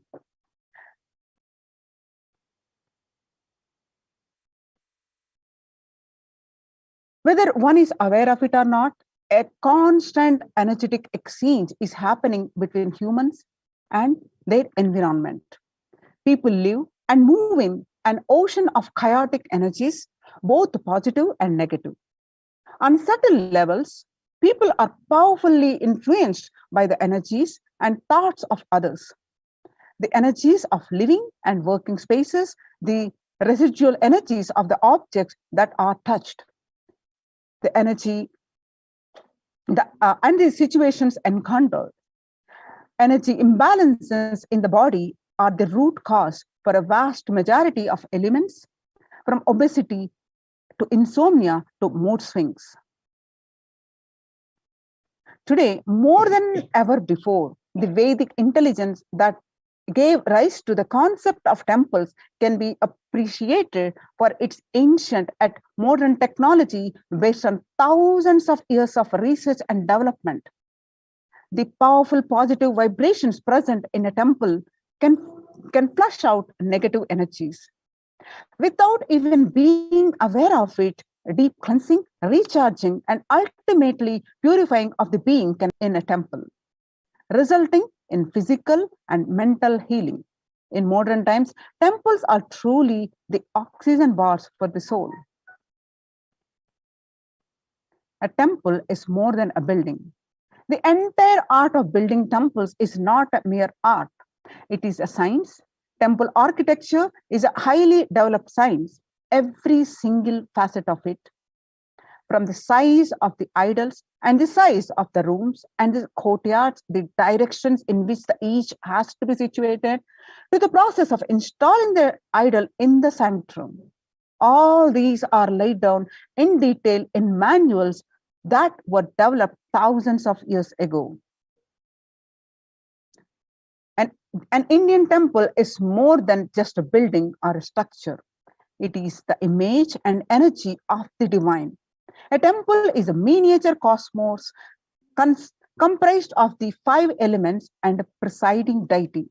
A temple is an outgrowth of the deity which has its own independent intelligence and from which energy is constantly radiating. Temples are also used for social interactions, spiritual education, cultural events, and economic exchange. Temples provide the opportunity for transformation towards a higher consciousness. By experiencing God in an outer form through worship, temples and the deities act as a vehicle or bridge for inner transformation. Essentially, temples were designed to be the spaces where the mind spontaneously moves within and meditation happens effortlessly. Every aspect of the temple, from the architecture to the ritual to the kind of worship offered, have been consciously created to make this experience happen. When thousands of millions of people congregate to celebrate the divine and offer gratitude, any place becomes a temple, a place of worship.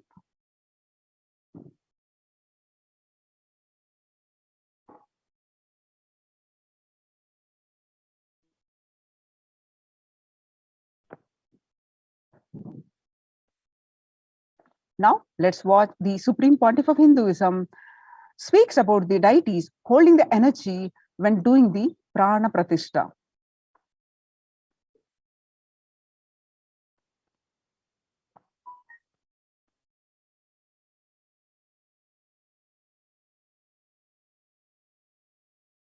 Settling, I wanted to do this Kumbhabhishekam, and then the Shivacharyas have advised us that only after the Uttrayanam, Uttrayana Punyakala means after the Uttrayana starts, we are having a good date, Uttamottama date for Kumbhabhishekam. So that's the reason we waited. And see, fundamentally, deity intensely receives the energy like a lightning and holds it and manifests continuously for the whole humanity. You see, it's like if I have to talk to you in a normal social language, it's like a lightning holder. Like I can get into the Samadhi, one with Paramashiva, and bring the whole thing to planet Earth.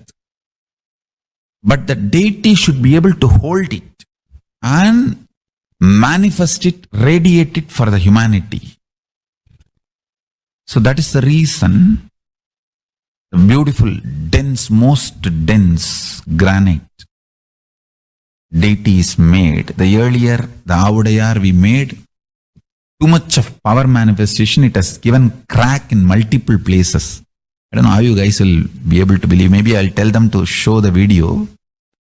Such dense granite cracks to pieces and so carefully maintained with so much of all the Abhishekam, Puja and everything. Crack is the last thing you can imagine in dense granite, but so many places that earlier Avudayar has had, and that's the reason we made the new deity with more dense granite now. More dense granite, the deity is done, so it can withstand the power manifestation and hold the power for quite a long time. Maybe at least next 12 years it can hold. And before that I'm planning for the different level of granite for Avudayar. I wanted to teleport from the other planets where the 100 times more dense than planet Earth's granite is available. And anyhow, all that I'll do it and then show, and instead of giving material for trolls, I'll give information after everything is achieved, after everything is done.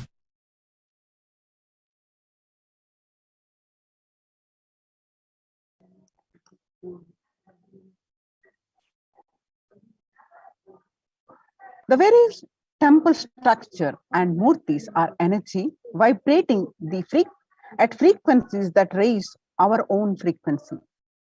This idea of temples at a metaphysical level goes beyond symbolism. A temple is usually seen as a link between the man and the divine, between the earthly life and the divine life, between the actual and the ideal.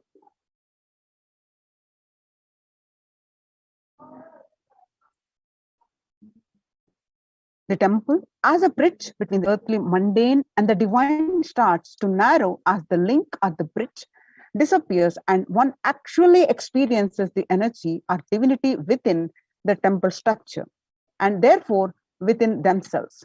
The temple, as a bridge between the earthly mundane and the divine, starts to narrow as the link or bridge disappears and one actually experiences the energy or a divinity within the temple structure and therefore within themselves.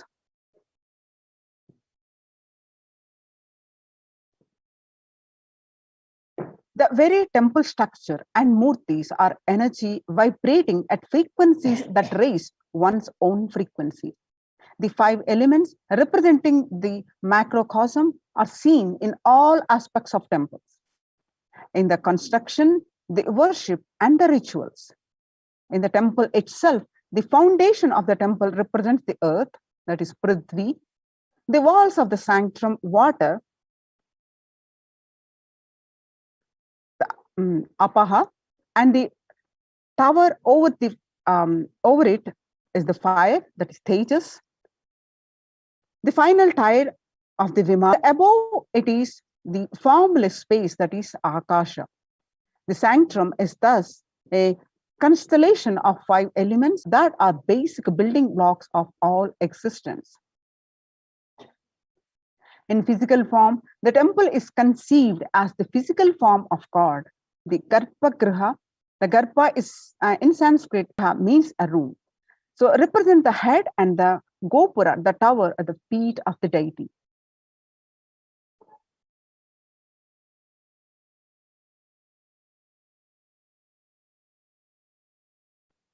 So vertically, the Garbhagriha represents the neck, and the Srikara, the superstructure over the Garbhagriha, the head, the Kalasha, the tuft of hair, the Shika. When a devotee enters the temple, they are virtually entering into an energetic mandala and participating in an energy field. Their progress through the outer halls or pavilions to reach the inner sanctum or Garbhagriha represent the phases of progress journey towards the divine.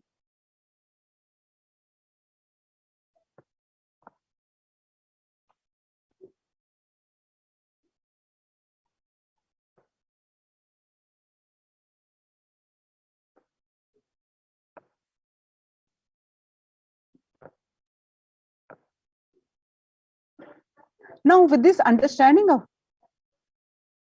what are the temple structures, now let us understand why deity worship. With the blessings of the Supreme Pontiff of Hinduism, in his own words, please understand, deities are not mere idols. They are embodiment of ideals.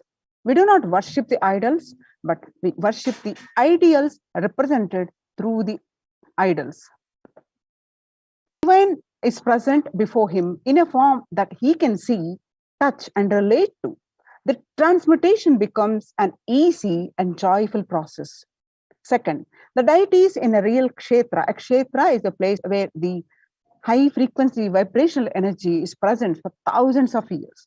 So, deities in a real kshetra are always carved in of ancient masters and enlightened beings. So even though no longer invoked through the name or form they used while in the physical plane. So when we pray to the deity or chant its name, the corresponding divine vibration is automatically awakened and becomes available on the energy plane to guide and bless us. The Supreme Pontiff